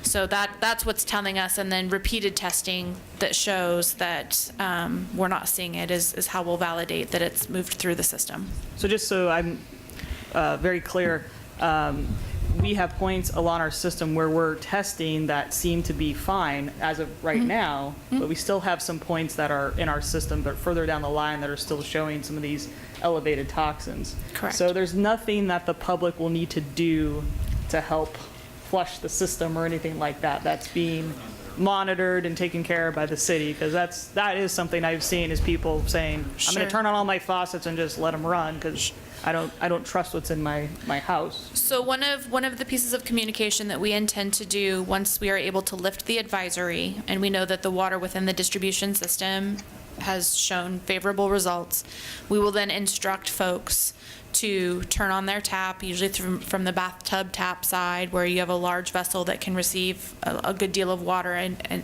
at a time, to the cold water side, run that for a few minutes, move all that water that's been in the interior plumbing out and replace it with the fresh water from the main line. And that's no different than we would encourage people to do if they had a discoloration issue or a taste and odor issue. But essentially you're just removing everything inside that interior plumbing and replacing it with the water quality from the main line that serves the property. So once we're able to lift the advisory, that will be a piece of communication that will go out as part of that advisory as kind of the next step for the homeowner. But we don't want to encourage that till we know that we can lift the advisory. Okay. I have one other question, and it comes back down to another kind of a rumor or a concern I've seen maybe from people, and that is the idea of this 10-day exposure period. I think there's confusion about what exactly that means. I think there is some thought that is similar to like being exposed to a virus, like the flu virus, and then there's an incubation period, and then I get sick. That has been one interpretation I've seen. So people are kind of waiting for the 10-day mark to hit here whenever, and then they're going to get sick. If somebody could speak to that, I think would be helpful, because we throw around and have been at this meeting the 10-day window, the 10-day exposure a lot without really defining exactly what that means in a non-scientific way. So I would appreciate some a better explanation of that. Yeah, Dave Emmy again. It's not the same as being exposed to like a microorganism where there might be some period of latency. It's more akin to like a very low concentration chemical exposure, that sort of thing. It's not something that's going to lurk and later on make you sick. At least that's my understanding of the health effects in science. So the understanding is that it's not like you drink the water that's contaminated once with this toxin and then 10 days later you might get sick. It's if you are drinking it consecutively over a 10-day period, and then you might start to get sick depending on what the concentration of the toxins are or whatever. But is that the idea though? It's not just a one-time exposure and then it has a 10-day incubation period before. It's right. Repeated exposure over time and over a 10-day period of time. Yes, the latter, yes. Okay. And then just my brief statement here, it goes along the lines with the other counselors is, I, as a councilor member, was totally caught off guard on Tuesday when we got the alert that the city would be issuing an advisory. I think it was around just a little after 4 p.m.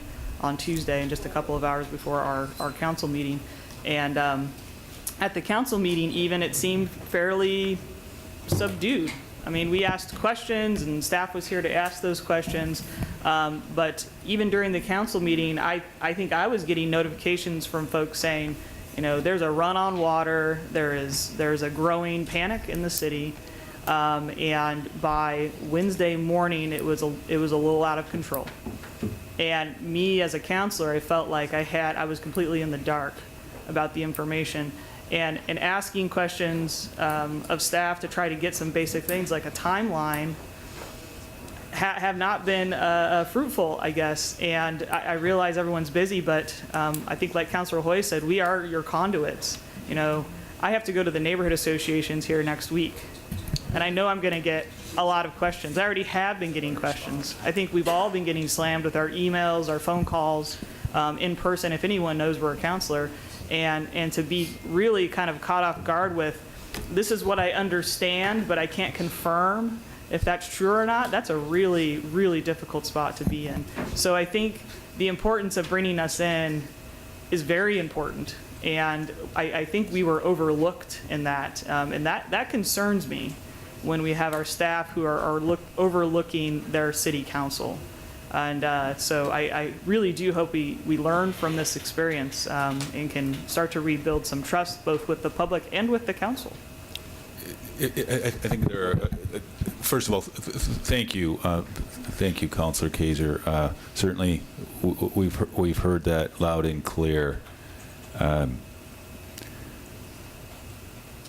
We approach this as a water advisory. Again, hindsight, any member of the vulnerable population, any child 6 or under, is important. And should our city management of that advisory reflected that view, or should the advisory have reflected the view of, we have 180,000 water customers. For the majority of those customers, the water was safe to drink, is still safe to drink. We contributed, the city contributed to this, the state contributed to this, and I think certainly human behavior and perhaps staff not fully realizing how people cherish the public water system. We did not anticipate. We contributed to it, but we did not anticipate the run on water and the panic. We were trying to do the exact opposite. We didn't execute it well, but we were trying to do the exact opposite, and that is we have an advisory. We have an advisory for some consumers of our water. Here is information. Yes, we should have involved council earlier as far as, hey, this is coming. If you have feedback, involvement, here it is. But at that time, we were viewing this, again, Tuesday, and certainly when we came to council with the presentation, which was several hours after the decision was reached, not several days, we were viewing it as something that was manageable, and clearly it got away from us, clearly. Regarding the timeline, we can certainly provide, I meant to say at the start, if there are questions we can't answer today, if there are pieces of information that you would like, please say that today, and we can work on getting that to you. Yes, we are focusing today and tomorrow on getting through this advisory, but certainly I'm happy to share, and frankly, I think I'll be proud to share what we have done, certainly acknowledge where we missed the mark, and also that will be, as I said, part of our post-action report. But I hear you all very loudly and clearly, and I will do better next time. Lastly, I offer to you, and if you just want me to show up, I will, or if you want to invite me to your neighborhood association meetings and other staff to help explain. Again, we see this really as a need, an opportunity to talk broadly about our water system and the importance of our water system. I'll just respond and say I think that would be great and much appreciated too, because I mean undoubtedly there's going to be a lot of questions. Yes. And depending on how long hopefully the advisory will be ending fairly shortly, but we just don't know. And this is gonna follow us for a while as well. This will follow us for a while. Yeah. Okay. Councilor Lewis, then Hoy, then Cook. A couple of questions and maybe a comment too. The one, and this will be off the existing topic, but the fire chief, it's my understanding that as you go to these distribution centers, there's a 5-gallon limit.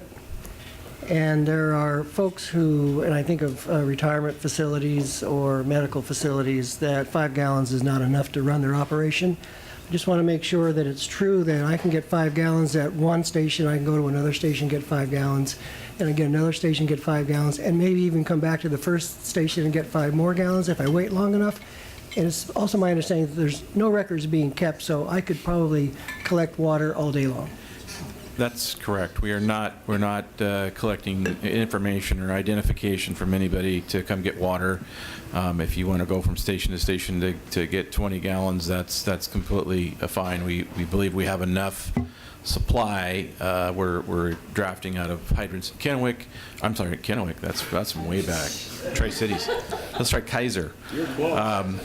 That's a long drive. So we have, like I said, nurse tenders to fill those. So we believe we have about 2,000 gallons at each site. And so that's quite a few 5-gallon jugs that could be filled. And as far as your comment about, and I think it was kind of directed at dialysis centers and those kind of places, through Marion Polk Food Share and places like that, if there are facilities that need additional water, then they can contact us and say, hey, we have a medical need, or we have this, or we have that. We'll do our best to try to accommodate that. Follow-up question, if I could, and this would be for Director Fernandez. We've been hearing just recently about these meetings that were held on both Friday, the 25th, and Tuesday. And my sense and perception is that the city early on started communicating with what I'll call partners, EPA, Oregon Housing, or Oregon Health Authority. Was there ever a time in these communications or at these meetings where there was a lack of consensus or disagreement as far as the way the city should proceed, or was it pretty much understood and consensus from everybody? Yeah, I think it was, again, using the 10-day exposure limit that a health advisory really, that health effects really aren't known to be detrimental until you have 10 days' worth of exposure, and that given when the data had started to show that, making that decision on Friday that, we would just redo the treatment regime to try and address that was the consensus. So, and then, but then on Tuesday, the consensus then was to go ahead and issue the warning at that point. So there was never any disagreement. Okay. And the last is a comment, and I'll put it this way. I think the council has made it crystal clear to the city staff that we would rather have you communicate too early than too late. And so that will be the course from now on, I'm sure. Hopefully we won't run into the situation where we communicate and all of a sudden it was a false alarm, because that creates the same type of anxiety as the reality. My other comment is I guess I view my responsibility as being a little different. I mean, the conduit aspect is certainly clear. The emails come to the city councilors, as we all know. But we are in a form of government where we rely on the expertise and professionalism of our staff. And we're getting to the point where I'm hearing now is that maybe that trust shouldn't be there, and maybe the city council should be those true decision makers. And I don't agree with that. One of the things that is the most frustrating to me is some of the comments that we've heard on social media, and I can't remember the movie, but the saying goes, "Off with their heads." And I think that's disrespectful and unwarranted in this case, and I do mean that. I believe that the city has done, at this particular situation, done the best they could. We've learned from the situation, and we'll probably never do the same thing again. But the fact that we possibly made some mistakes doesn't mean that we should be letting people go or firing people. That to me is just silly. Okay, Councilor Hoy. Thank you, Mr. Chair. I would just like to go on record as disagreeing with most of what my colleague just said. And I trust the city manager to hold staff accountable as appropriate as he sees fit. We have our trust in him to make those decisions, and I don't think we should be weighing in on that level of accountability and deciding who should or should not get fired. That's we hire a city manager to do just that, and that's his realm. Now, on to what I had to say.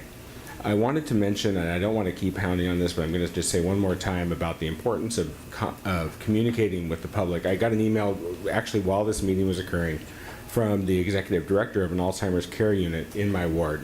And she has yet to hear directly from the city. She has 126 vulnerable residents in her facility and has still yet to hear directly from us.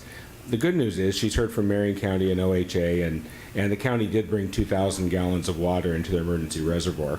But she's expressing her frustration with our performance, as we've talked about today, and sort of reiterates what I've said earlier. And I just want to remind folks as we go forward that we have significant pockets of people out there that we need to be reaching out to directly. And so I just wanted to share that with you. An email that I got, it was sent just to me. 126 folks who meet the do not drink standard that we have issued, and they didn't hear it from us. They didn't hear it from us directly. The other thing I wanted to ask, and this is a question, and I believe it's for Mr. Fernandez, is I had understood, Mr. Fernandez, that, and this is about backup water supplies. I thought I understood that we had sufficient backup water supplies other than in the river that could carry us through for several days, stored in various locations throughout the city. Help me understand why. Correct my understanding if I'm mistaken, or tell me why we haven't tapped that. Why we didn't just cut off the river, like we closed the gates, and use the other water. I don't know why. So we don't have enough to sustain us for more than a few days, Right. unless we curtail. So at this time of year, we're in the 35 million gallon a day range. We can't produce, other than at Guerin Island, we can't produce 35 million gallons a day. We can, Kaiser, we have agreements with Kaiser where we can take 4 to 5 million gallons a day. We have ASR that can produce 4 or 5 million gallons a day. And then, there's some water wells that can produce hundreds of thousands of gallons. So, and then it just really depends on what's in our reservoirs today. So once we detected toxins in the water system, then they're in our reservoirs. So at that point, once it got through the filters and they're in our system, then it really didn't matter. The idea of shutting the gate, which is something that we can do, would have been ahead of, the bloom coming through and releasing the toxins, and then we could have done that, may still have to do that in the future, and then we'd have to alert the community to a different situation, which is curtail. Right. Don't water, we may have to, at some point, if things get serious enough, businesses may need to shut down, water-intensive businesses. But the surprise for us is that the toxins had gone through. This is the first time, as Mr. Emmy says, the first time in the state of Oregon that toxins have been detected inside of the water distribution system, and that's why we did open up the backup water system, as you heard from Ms. Gores, to dilute, to move water through, and we still have used that. But yeah, shutting off the gate at this point, it was too late. Thank you. Councilor Cook. Thank you. So again, back to the way we communicate our message, and actually I wanted to second what Councilor Hoy just said. I agree with him and really support what he said earlier. But as far as sharing the communication with, our larger employers in the region, Salem Health, some of the other entities, within my ward, we had daycare centers that shut down, which meant that parents couldn't go to work because these are in-home centers.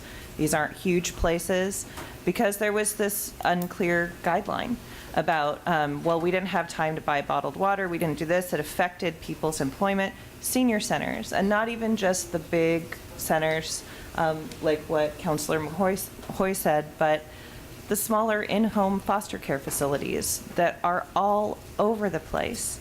That when we start communicating with partners that are close to us, it can feel like we're withholding information from the whole community. So yes, it's important to give people a heads up, especially if we know that they're going to be a large supplier, that they have more of that population to deal with. But it seems a bit incomplete to then not carry that through to other distributors. There are a lot of local stores that, had they known this was coming, could have shifted their weekend trucks to carry more water supplies, or to be able to be included in that conversation. And I keep coming back to this basic analogy of, we did the best that we could. Well, that's because we didn't have enough people in the room bringing this perspective, this different perspective.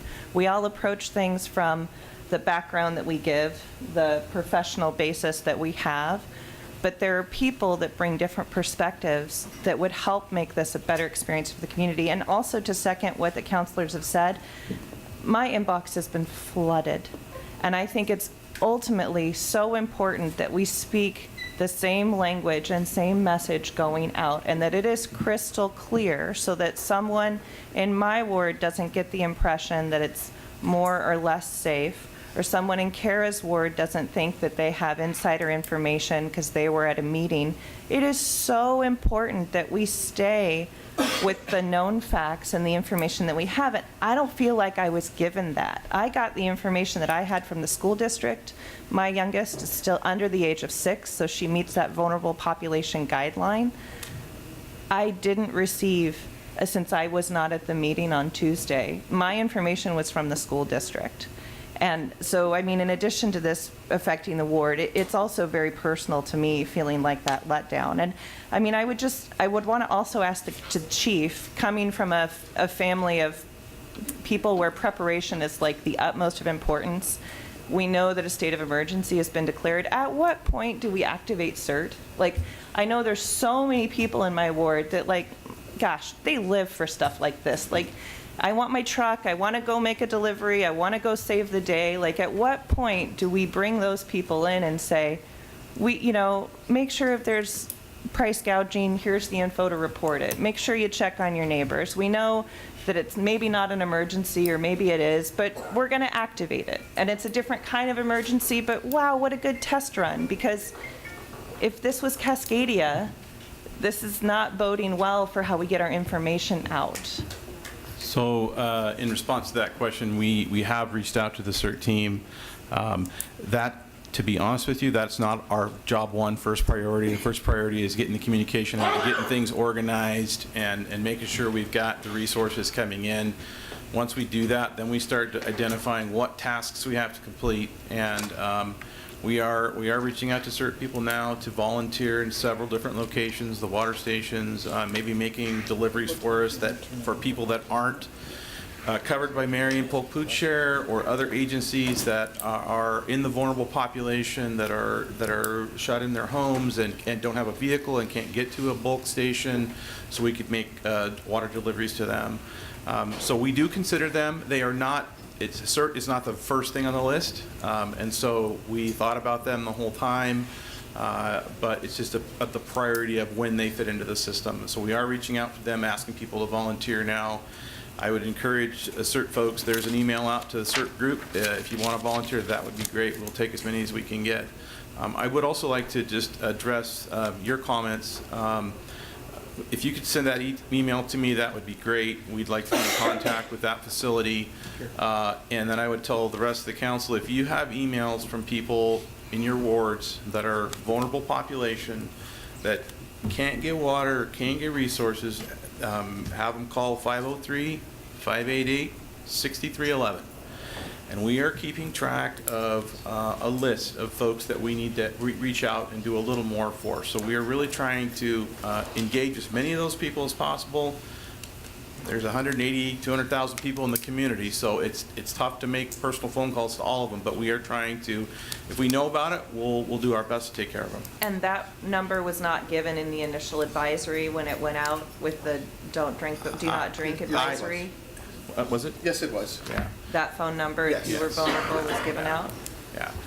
And it's in all the new stuff that's been continuated both in English and Spanish. So if counselors have vulnerable populations that are reaching out, we want to hear from them. We want to try and help them. And the county is our partner as well. And I don't know the exact address of this facility. If it's okay. So if it's in the city or in the county, but they're working. Yeah. Okay. So they're working with us as well to help facilities. And we're going to continue, correct, Casey, we're going to continue with, and Mike, continue with our information. We have an operations center established. We're going to keep pushing out information. We'll continue to push out information over the weekend. We've got another test coming tomorrow. So we'll continue to push that out. Okay. Well, I've patiently waited, and I'll ask a couple questions. Because I know you're all stunned that I patiently waited. One of the things that I go back to is go to the source of the problem, which are the blooms in the lake. Will there be any movement or any more activity or any pushing anybody federally to start addressing that? I mean, it seems to be May and June and coinciding with when they top the lake off for the summer season. That's A. And B, those are sort of on the water level, right? They're at the upper levels in the warmer water. As the Corps sends water downstream, is there any initiative to discuss with them, hey, don't take the top water off, then let's go down lower where we know it's going to be not a problem, and use that water down, sending it down when those blooms are active? Yeah. So I'm not sure who. So algae science is still learning. What creates it? We know nutrient load is part of it. Heat is part of it. Not all the algae is in the reservoir. Some of the algae is in the tributaries. So it forms in different places. You are absolutely correct that it is on the surface. We don't know how far down the toxins might go. I will tell you that the Corps was supposed to top spill starting today We sent a letter to them, and they agreed to wait till next Friday to, However, though, that's another variable, another factor, as it was made clear to me when I requested that assistance, that they need to evaluate that, and they have a responsibility to protect the fish. And that then has to do with the I don't understand all of that, but I did understand that this was a temporary assistance that they need to look out at. They need to be concerned about the fish. right, that reservoir itself is under a number of different requirements related to recreation, fish colonies, and then our water resource. So they have other responsibilities, and they may need to topspill at a later date. But to your general question, we just don't know enough right now as to what causes it and what can be done to stop it at its source.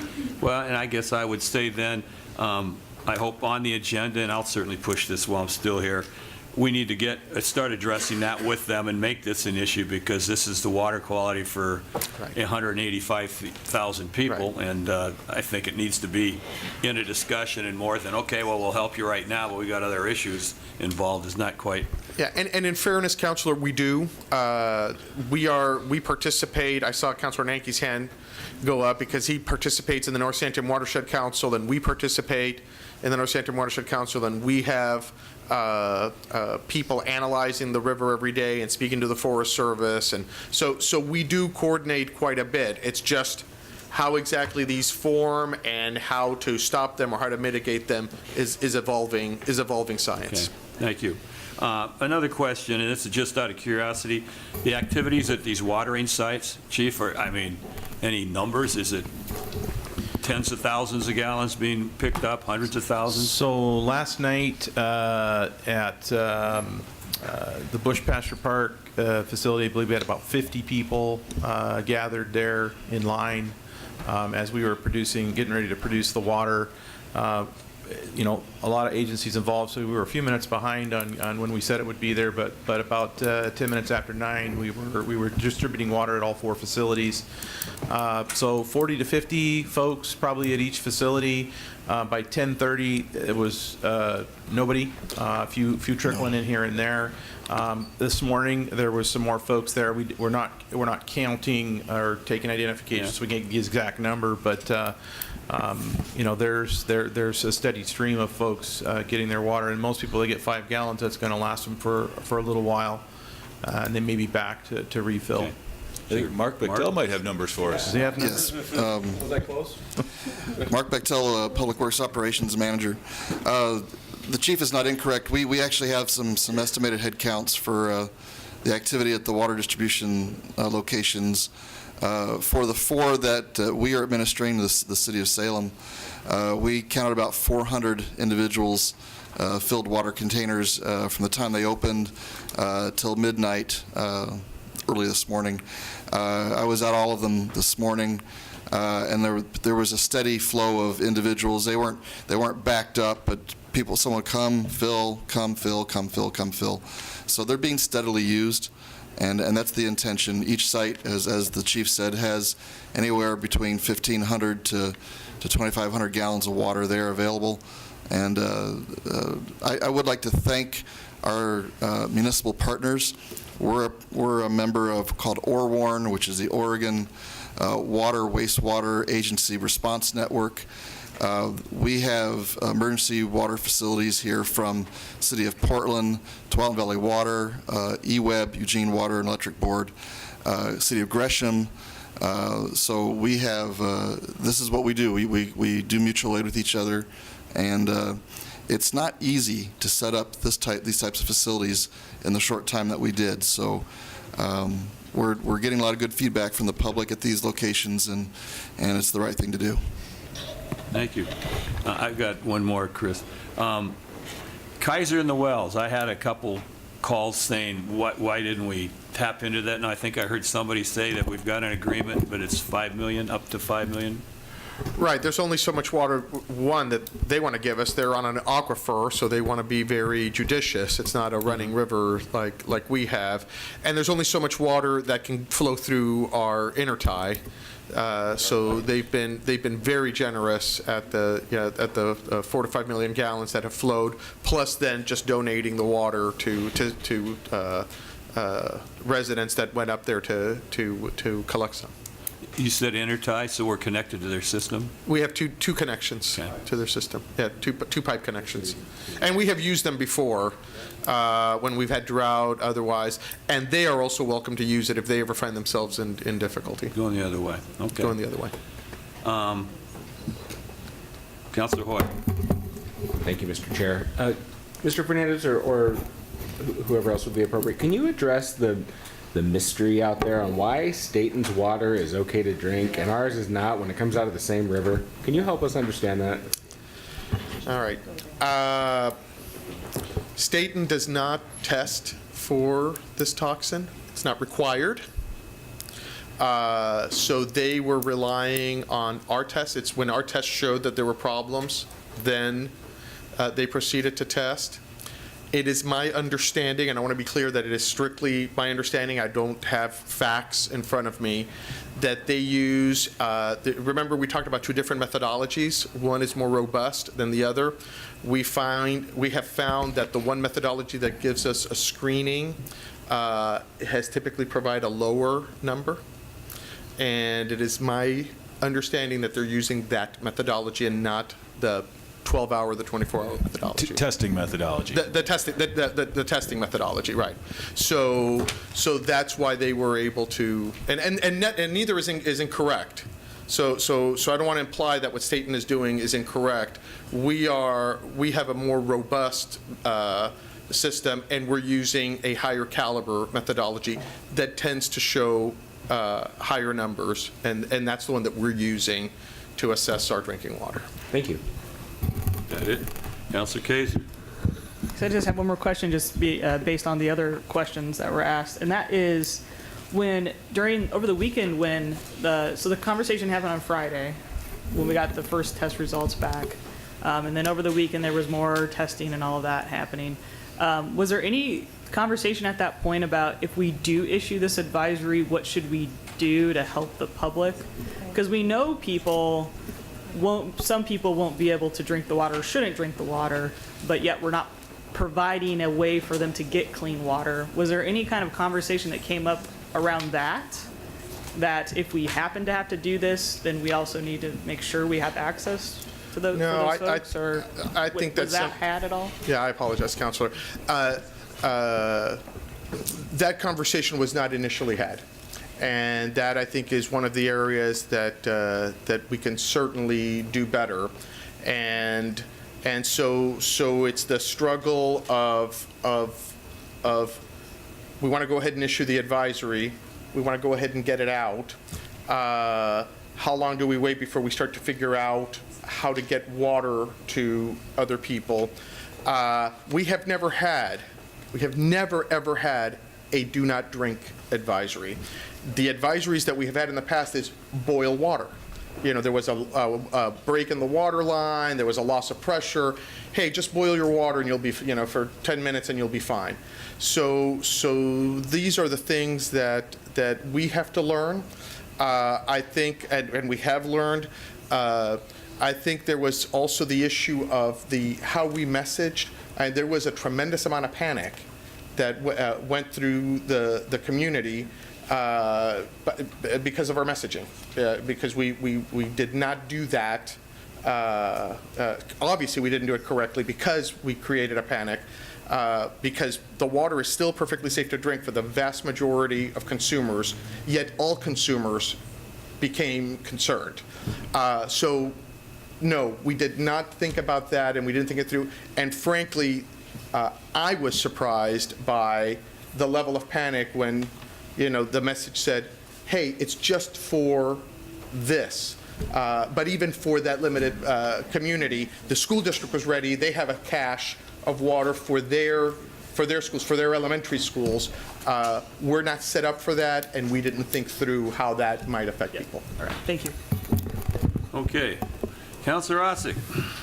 So I just wanted to start. I sent in a bunch of questions yesterday, and I appreciate a lot of them got answered in the briefing, and a lot of it is about the lessons learned report, and so I hope that we'll be able to look at that again when we're coming up to the report and give some input into that.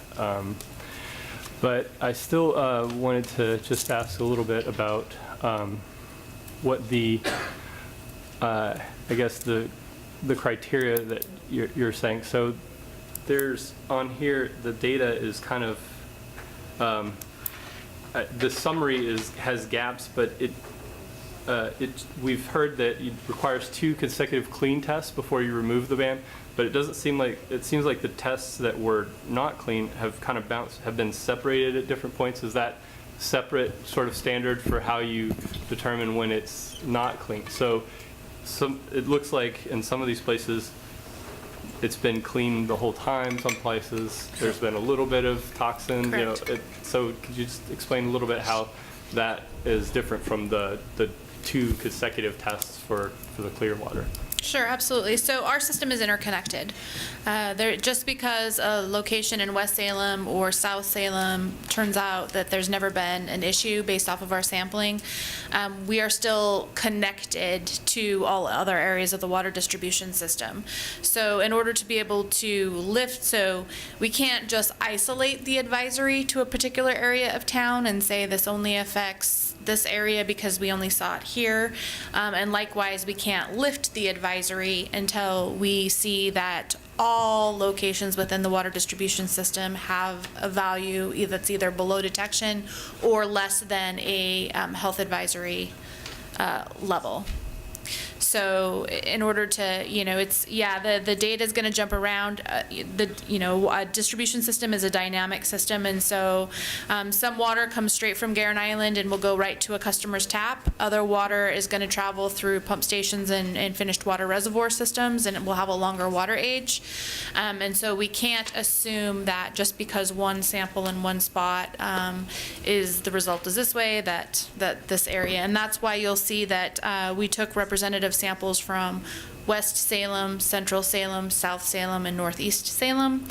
We were looking to get an idea of what was happening throughout the entire water distribution system and not just isolated to a pocket. Well, what I was getting at is there never seems to have been consecutive days where there was a high level.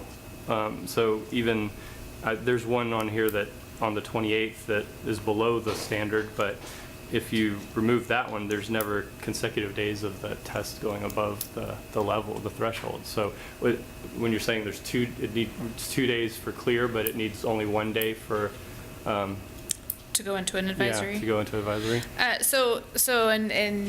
And Dave can correct me if I'm wrong, but that's kind of the purpose of in most regulations. So if we were to go out and we were to test for X chemical, and this is under the Safe Drinking Water Act, under regulated contaminants, and we went out and we pulled a sample and I got the sample result for that the X chemical. When I call the state of Oregon, one of the first questions out of their mouth is they're gonna say is, have you resampled? Have you confirmed the presence of that? And so that is what we do. That is how the regulations work. Is you get your information and you go back out and you resample to confirm the presence of whatever chemical or contaminant that you're looking at. And so the data does bounce around a little bit. We believe that that's because of, we were continually making treatment modifications throughout the weekend. So we were, groundwater Saturday, we had the large main break on Sunday, we had to open back up the intake. We thought that there might be a particular filter that was adding to the production of these toxins, and so we isolate, because we were able to go back to surface water, we isolated that filter off, and so we're monitoring these treatment modifications that we're making and paying attention to the data to see if that's working, and then also having to incorporate how that water is moving through the distribution system and anticipating if it's cleared out or if it's gonna try to bounce, and that's why it's the 2 days. They want to make sure that contaminant is no longer a threat or is no longer above any sort of health action or advisory level. I don't know, Dave, do you have anything you want to add to that? No? Okay, Councilor Nanki. Thank you, Mr. Chair. In response to Councilor McCoyd's question on why and how and what are we doing, I've been involved with a lot of emails over the last couple of days as well. The Army Corps of Engineers is looking at where we're sampling so that they can actually do some additional sampling. Just today, there was a conversation moving through the U.S. Geological Survey talking about causal factors as well. And one of those may be significant drawdowns, which we need to be talking to the Corps on as well, because it may actually make phosphorus more bioavailable. And then wildfires and pH and temperature. So the question might be, Lacey, do we have phosphorus numbers and pH numbers throughout the that system on a daily basis as well, to where we could try to see if we saw a spike, because there were temperature spikes as well right around the time of the first bloom? So we do collect nutrient data, and we also collect in-field water quality data from our YSI data sonde. So we're collecting things like temperature and pH in the field. Nutrient collection is done through our local lab here, Willow Lake. That's the city laboratory. Because of when we go through and we do a toxin run, which is what we attribute, that's what we call when we're up in the watershed and we're hitting all these spots and trying to get down the river system and into the distribution system to sample, we have a tight timeline to make to be able to ship those samples out. Right. So in an effort to make those timelines, the toxin analysis and the algae ID and enumeration sampling takes priority over nutrients. So I would have to check with our staff. I don't believe, because of the emergency situation, I believe they've been doing the YSI data, but also looking at only the algae ID and enumeration data plus the toxin data, but I don't believe they've been collecting nutrient data. But we would have But we do on a conductivity normal data, right? we do on a normal basis. Because the conductivity data apparently has a Yes. strong correlation with Yes. phosphorus as well. So when one of the things that we do, we do mostly do surface sampling. So what we're seeing at the surface, we do, however, lower down our YSI data sonde at the log boom, and we look for trigger readings that will tell us at what depth we're seeing the most algal activity, and we also pull samples there. So we always have a surface at the log boom and then a depth sample at the log boom. And so, yes, we do collect water quality data on site. We do, in a non-emergency situation, collect nutrient data, and then the toxin and algae ID and enumeration data. Cool. And if I could just ask one question on the graphs. It looks like everything got into our system on the 24th. And then was subsequently distributed down in, as Councilor Ossick mentioned. There's a couple of spikes here or there, but none of the locations have had more than 2 days, not consecutive, of that 10-day potential health concerns. Mm-hmm. And most of them have been clear in our latest samples. What time tomorrow will we actually receive data? The lab has been getting the data to us in the morning, so typically by 10 a.m. if not before. So I would expect that would continue tomorrow. But we will get the data when we get the data. They are rushing it and working it as fast as they can. Excellent. Thanks. Councilor Cook. Thank you. This is for Director Fernandez. Director Fernandez, at what point did you decide that this is not just a public works issue, but to make sure that other departments were included in that room? Yeah, we had, certainly on Tuesday, we had the city manager's office and... Can you clarify the day, Tuesday? Which, the 23rd? Yeah, whatever Tuesday was, yeah. 29th? Which Tuesday, the 29th? Yeah. Gotcha. We had the emergency manager in there, and we had the communications manager in there. And in fact, in recollecting now, I think at the Friday prior meeting, I think the communications manager was in there with us. Yeah, so Kenny was there at the Friday meeting as well. So it was always a combination. I think once the situation became that people, we started to see the panic, if I can use that word, then other resources were brought to bear by the city manager, and that included more of the fire department and the police department, PIOs, and others. So certainly yesterday, a lot more people were working on this issue on the communication side of the issue. Did you bring in neighborhood services, community development at any point because of their contact with neighborhood associations and with direct contact with neighbors? No, but our staff was working and has worked till the morning hours. There's been some staff that have been at their desk till 2 in the morning. Also, Councilor Cook, I did send out an all-employee email that could be used by certainly managers, employees that are interacting with neighborhood association. So that information was provided. I don't know if it was used, but there was information provided to all city employees. Thank you. And just also, speaking of vulnerable populations, we know the library does host a story time and has infant lap sits. Was the information provided to the library so they could also be an information point source for parents that were bringing in kids? Again, we can certainly follow up on how the information was used. The library was included in the all-employee email. So one last thought. Once the advisory went out, we immediately started getting calls at Public Works Dispatch and emails, and staff, like I said, has worked till in some cases till 2 in the morning, responding to every email that has come in. So everyone has gotten a direct response by email. Dispatch staff, we typically have one dispatcher after 5 p.m.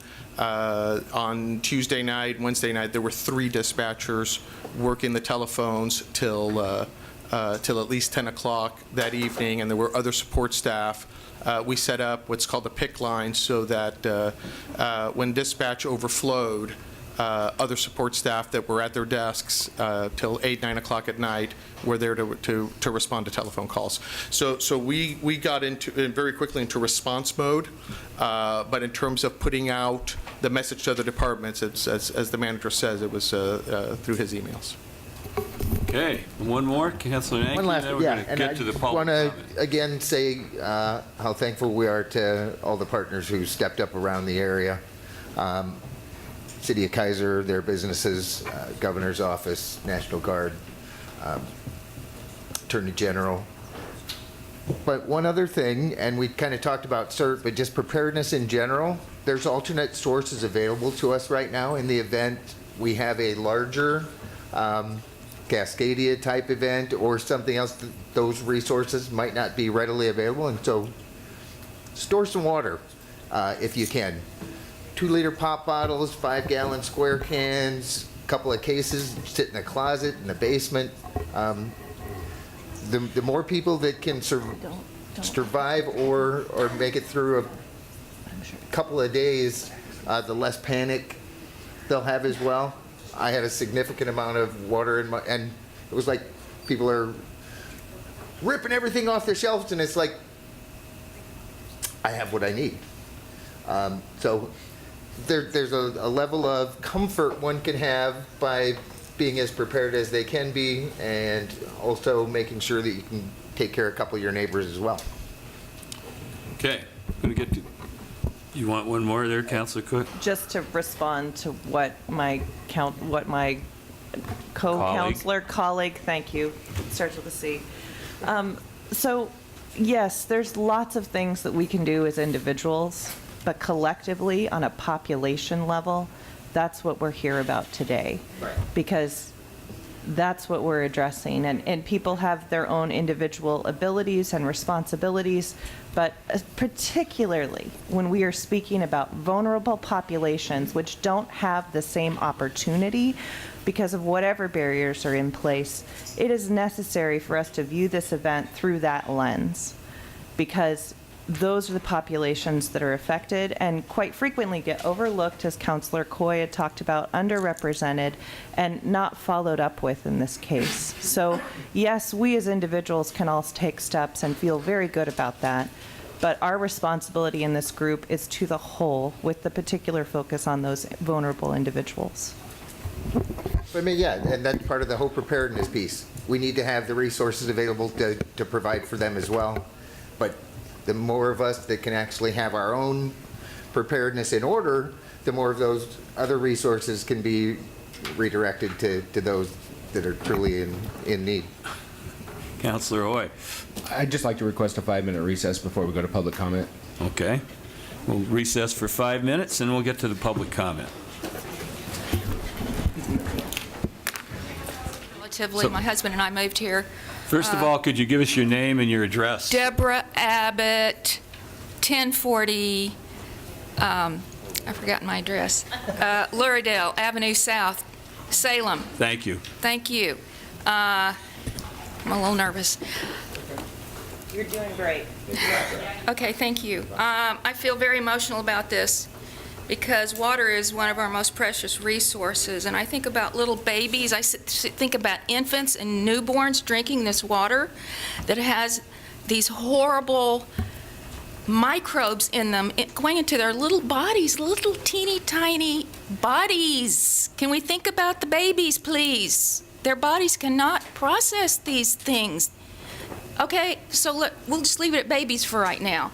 And something else, and a lot of good stuff has been said here today. A lot of good stuff has come out, and I know you guys are trying to do the best you possibly can, and I understand all that. But yeah, we have to think about the vulnerable population, please, even though it's very, very small. Also, think to the future, of course, and how we would handle some crisis on a larger scale, preparing for that, as I know you are to a certain extent, but maybe we need to look at this and think about how we can be even better prepared. And then last but not least, I'm going to talk about the fact that the same water we drink is used to water our lawns. And in a situation like this, we need to be conserving our water in every way possible and putting out an alert to the citizens to say, please, we must conserve water because of this crisis, so please, and then on certain days of the week, certain areas water their lawns. So we're using less water in that respect, and we should be using less water in general for watering lawns. Thank you. Thank you. Next is Nick Williams. Is he here? I saw him here, but I think he left. Looks like he left. He left. Levi Herrera? Levy?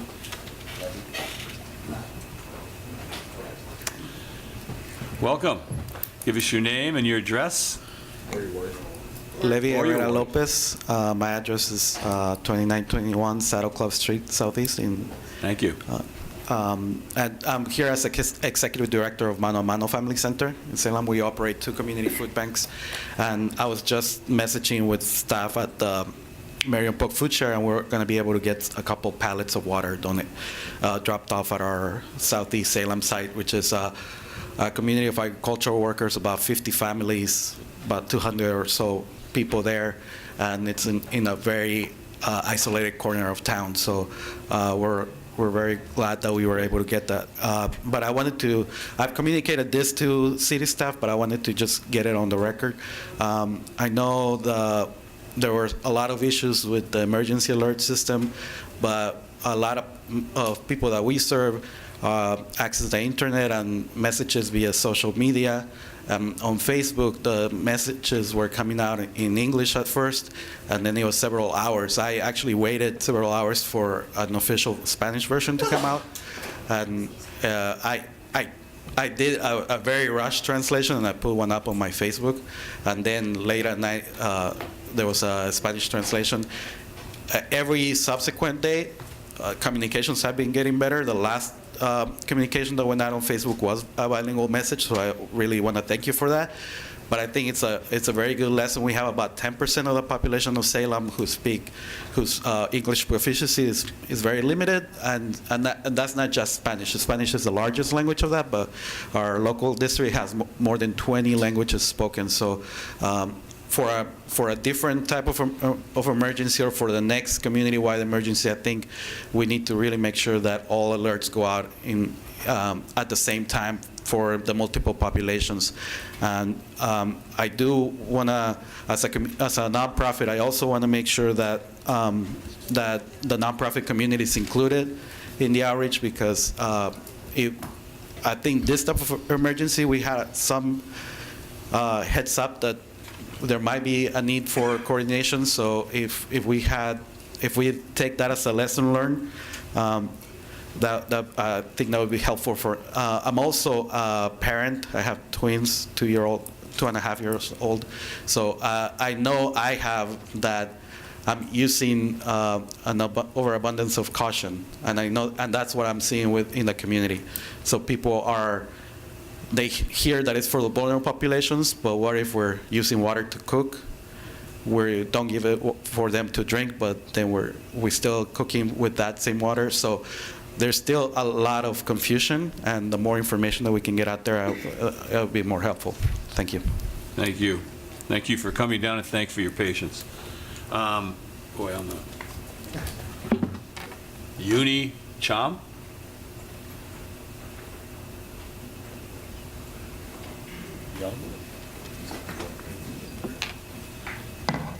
Morning, everybody. My name is Yuri Chira, 189 Liberty Street, right downtown.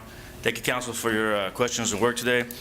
I am a business owner downtown. I own Chira's Restaurant and Catering, and found out about the news on Tuesday night, and took the initiative of young kids and seniors, people with disabilities, whatnot. So I still opened the restaurant up. I grabbed instantly water that I had, supplies of coconut water, regular water, and gave people the option, saying, do you trust the advisory, or you want to go ahead and go with something more secure? Tuesday, mixed emotions, the late response for people to know what's going on from the initial response. I made a decision to go ahead and go to Kaiser, fill up buckets of water, and bring it to the restaurant. I also bought 30 cases of water for my patrons as well, so I had that available, and I've been operating out of Kaiser water, cooking and shooking from that, just because the late response, couldn't make a decision, so I made a decision for all my customers and those people that I support me as well, at home as well, little kids, to go strictly to secure water, and I did a full Facebook Live on that to let everybody know, and people appreciate that. We've been going pretty strong with that as well. And not too much effects. I'm right downtown, but there's a lot of people that are worried about what's happening and concerned, and we're staying ready. We're doing whatever we have to do to keep operations going. That's important, but also keeping the public health #1 priority. And that's what I'm doing at Chira's Restaurant. So 10 days is what I would have had to prepare. Look at the town. They're slowly responding to it. We just got trucks out yesterday by midnight. I've been already getting water ahead of time. If we would have known earlier as a public, we could have responded as well as faster with it to be in the safety lines of the 10-day non-effect drinking water abilities of it. So I want to thank you very much, and I think we can work forward and be faster in response and work together as a community, and thank Council for working for us as well. Thank you for coming down. Any questions?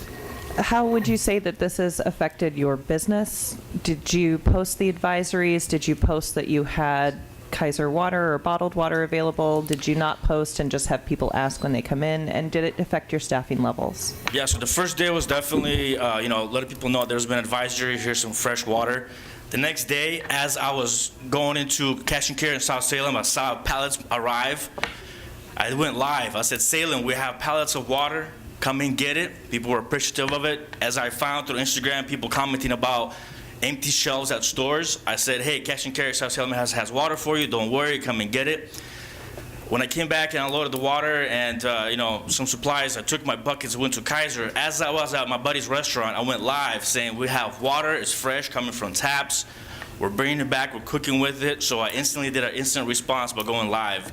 As I was, moving through town, getting fresh water, I was keeping the public, up to date what was happening through Instagram, through Facebook, and also verbally as well. My whole staff got trained on what's happening and how to handle the situation. We started brewing iced tea the old-fashioned way with clean Kaiser water, 5-minute brew, pull the plug. I have ice out of secure locations, like Salem has secure ice that's not, made in-house. The couple of spaces that have good ice that I've been using as well to keep going with the drinks and cocktails. And, boiling fresh water, making soups with fresh water from Kaiser, so that way, not just one type of people are secure, that everybody coming to the restaurant is secure. Also at home cooking with, bottled water for the kids. I have a 14-month-old and of course a 4-year-old, and it affects. I treat my business and home alike. I want to make sure that those that are around me and those loved ones are secure and good and healthy, and I appreciate the alerts going out and everybody's talking about it. I am bilingual in Ukrainian and Russian, and we're talking to our grandparents and parents and to the community to let everybody know what's happening. So definitely more alerts with more different translations are key. We're a country of immigrants, and we all speak common language, which is safety. So. Thank you. Thank you very much. Great. Finally, Amy Yucatan. Thank you. This is sort of a personal thing for me. I want everybody to know that. My father died of motor neuron disease. My name is Amy Yucatan, 1745 Berry Street, Southeast. Way to go, Amy. Amy, can you hold the mic? I can, yeah, sorry. Hello. Okay, and so I have actually studied this toxin for a very long time. And to say that any level of it is safe is really kind of a misinformation. I realize that the EPA has guidelines, but the World Health Organization has guidelines as well. And their guidelines recommend that even less of that be consumed by you. And I know that you said that you were trying to see if you could take water from the bottom. However, when that photosynthesizing algae dies, those cyanotoxins are dropped to the bottom. Oh, so that's not safe. And my question to you is, what happens once it gets warmer? Once those toxins condense even further into that dam, into that water that is, I realize, the lifeblood of the Detroit city, but however, is contaminating far beyond Detroit and causing so many more issues. And I realize that it may not be that we have problems today, but in 10 years, you might find Parkinson's disease, MS, ALS, all increasing in this area. These are things that I feel like you need to be addressing, and I realize that you said that you don't really have a baseline of information and that this is all very new, but it's not. I mean, Minnesota, Wisconsin, Ohio, even Oregon, all have PDFs, even from years ago, dealing with this issue. Maybe not into a public drinking system, but a contamination issue all over the state. I mean, we need to address this literally at like a ground level. And if Mill City still has water because they're using a membrane filtration system, then why can't the city of Salem? These are my questions to you. As a concerned community member, I know of 2 small children right now that are fighting with flu-like symptoms but now experiencing neurological symptoms. One of them is at OHSU, and they have found that one of them is contaminated with this cyanotoxin. So what are we doing, What are we doing? Am I getting yellow lighted because I'm talking too much? Nope, you got another. It's just a process. The red light. Okay. But, like on a serious level, on a personal level, like I may not consider myself somebody at risk because I'm a healthy 31-year-old woman, but at the end of the day, I had a father with motor neuron disease. Does that make me in an at-risk population? I don't know. I can't say that. I can't say that the water is safe for anyone. And other states, when they have had these issues at contamination levels as high as we have, they have ordered people not to shower in it. And we're still saying that if you are not an at-risk population, it's okay to cook with it and shower with it. But when you cook with it, you increase the amount of toxin in the water. And then we're also seeing in these testings that North Salem was the worst contaminated, and they got the message so much later. I'm super disappointed. I am actively involved in my community, and I love this town. I want to do what I can. I'll volunteer, I'll help, but I want to know, what are you going to do? What's the plan? What's the long-term plan? Okay. Red light's on.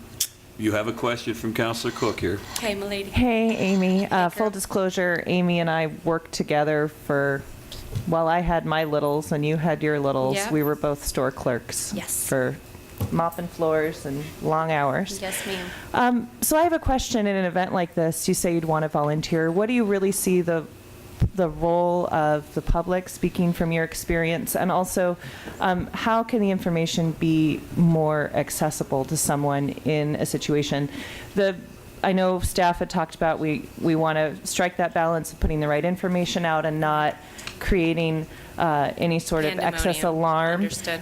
What's your take on this as someone with personal experience and also someone willing to help? Right. As a person who's willing to help, I mean, I would, if the city would supply water bottles or anything like that, I would be more than willing to drive those around in my own personal vehicle and take them to people. I would be willing to take containers from people who don't have access to a vehicle or a way to go get fresh water from these freshwater areas. I'd be more than happy to take gallons of waters per people and have them filled. But I think, you know, from a personal level and dealing with this experience, and what maybe I was thinking you guys could do is look to other states. Look to other states and what they have done in these scenarios. The state of Florida, where I'm from, has a huge problem with blue-green algae. They actually map it around the peninsula. They take brain scans from people who have died from motor neuron syndrome, and they have found that this cyanotoxin is in their brain. So, I mean, it is known neurotoxic issue, you know what I mean? And it is an accumulative issue. So I just, personally, I don't have answers. I guess that's why I'm looking to you, my city councilman, my city manager, my mayor. I'm looking to you with your education. It took me 5 minutes to become knowledgeable about all of this, you know what I mean? But I decided to study it for years because I do feel like I'm a person who's at risk, possibly neurologically. So knowing all the things I know and hearing the guidelines, I understand that you don't want to create pandemonium, but I also think that you don't want to create a serious, you know, risk for the people in your population either. I don't know what your clear and hard answers are, and I know that they won't come fast, but I hope that they come faster than they have, because the 10-day mark that you're saying is an accumulatory thing that could actually kill animals and small children. But this is a 10-day mark for adults. This isn't for a vulnerable population. You know, it's like we really need to get our facts straight too. I realize that maybe this is new, but let's delve in. Let's get super knowledgeable. Let's contact other cities and states. And so, how did you deal with this? What did you do? How did you change your water processing? And adding chlorine to the water will not kill this toxin. The only way is through proper filtration or reverse osmosis. And I'm really concerned about what happens later in the summer, to be honest. You know, I think it's time to reevaluate what we're doing on a grassroots level in our water system right now, to be honest with you. Thank you. I appreciate the time. Thank you very much. Thank you very much. Is there anybody else who wants to address the City Council on this issue? Nope. Okay, well, in closing, thanks to the thoughtful discussion from the council and the patience of the public. This is a serious issue. It's one that, you know, I think it's something I thought about before I came down here, and it's we've grown up in a country, I certainly have anyway, where I never have paused to think about my water system. You turn it on and it's safe. You go anywhere in the nation, it's safe. I've traveled other places where that's not the case. And so I think at a very core level for any citizen, this kind of an issue where there's even a question mark at any time about your water system it's a fundamental core, primal kind of a fear that you see what happened with the citizenry here as we dealt with this. And so this is serious stuff that we need to move forward with, and, you know, and in future planning, look at the way we're filtering the water and how we can do these things, and if there's a better way to do it, and I know the staff will do that. And finally, in closing, we didn't handle this well, but I would tell the public certainly that in my mind, I have full confidence in City Manager Powers and his staff. I know them, they're all good people, they want to do a good job, they kill themselves every day trying to give the citizens the best service they can. I feel for them because I know this is not what they wanted to see done, this is not what they set out to do. Made some mistakes, we'll figure it out and learn from those and move forward and look at our processes, but I want everybody to know that you've got a city staff that has your best interest at heart at all times. So with that, this meeting's adjourned. Thank you, John.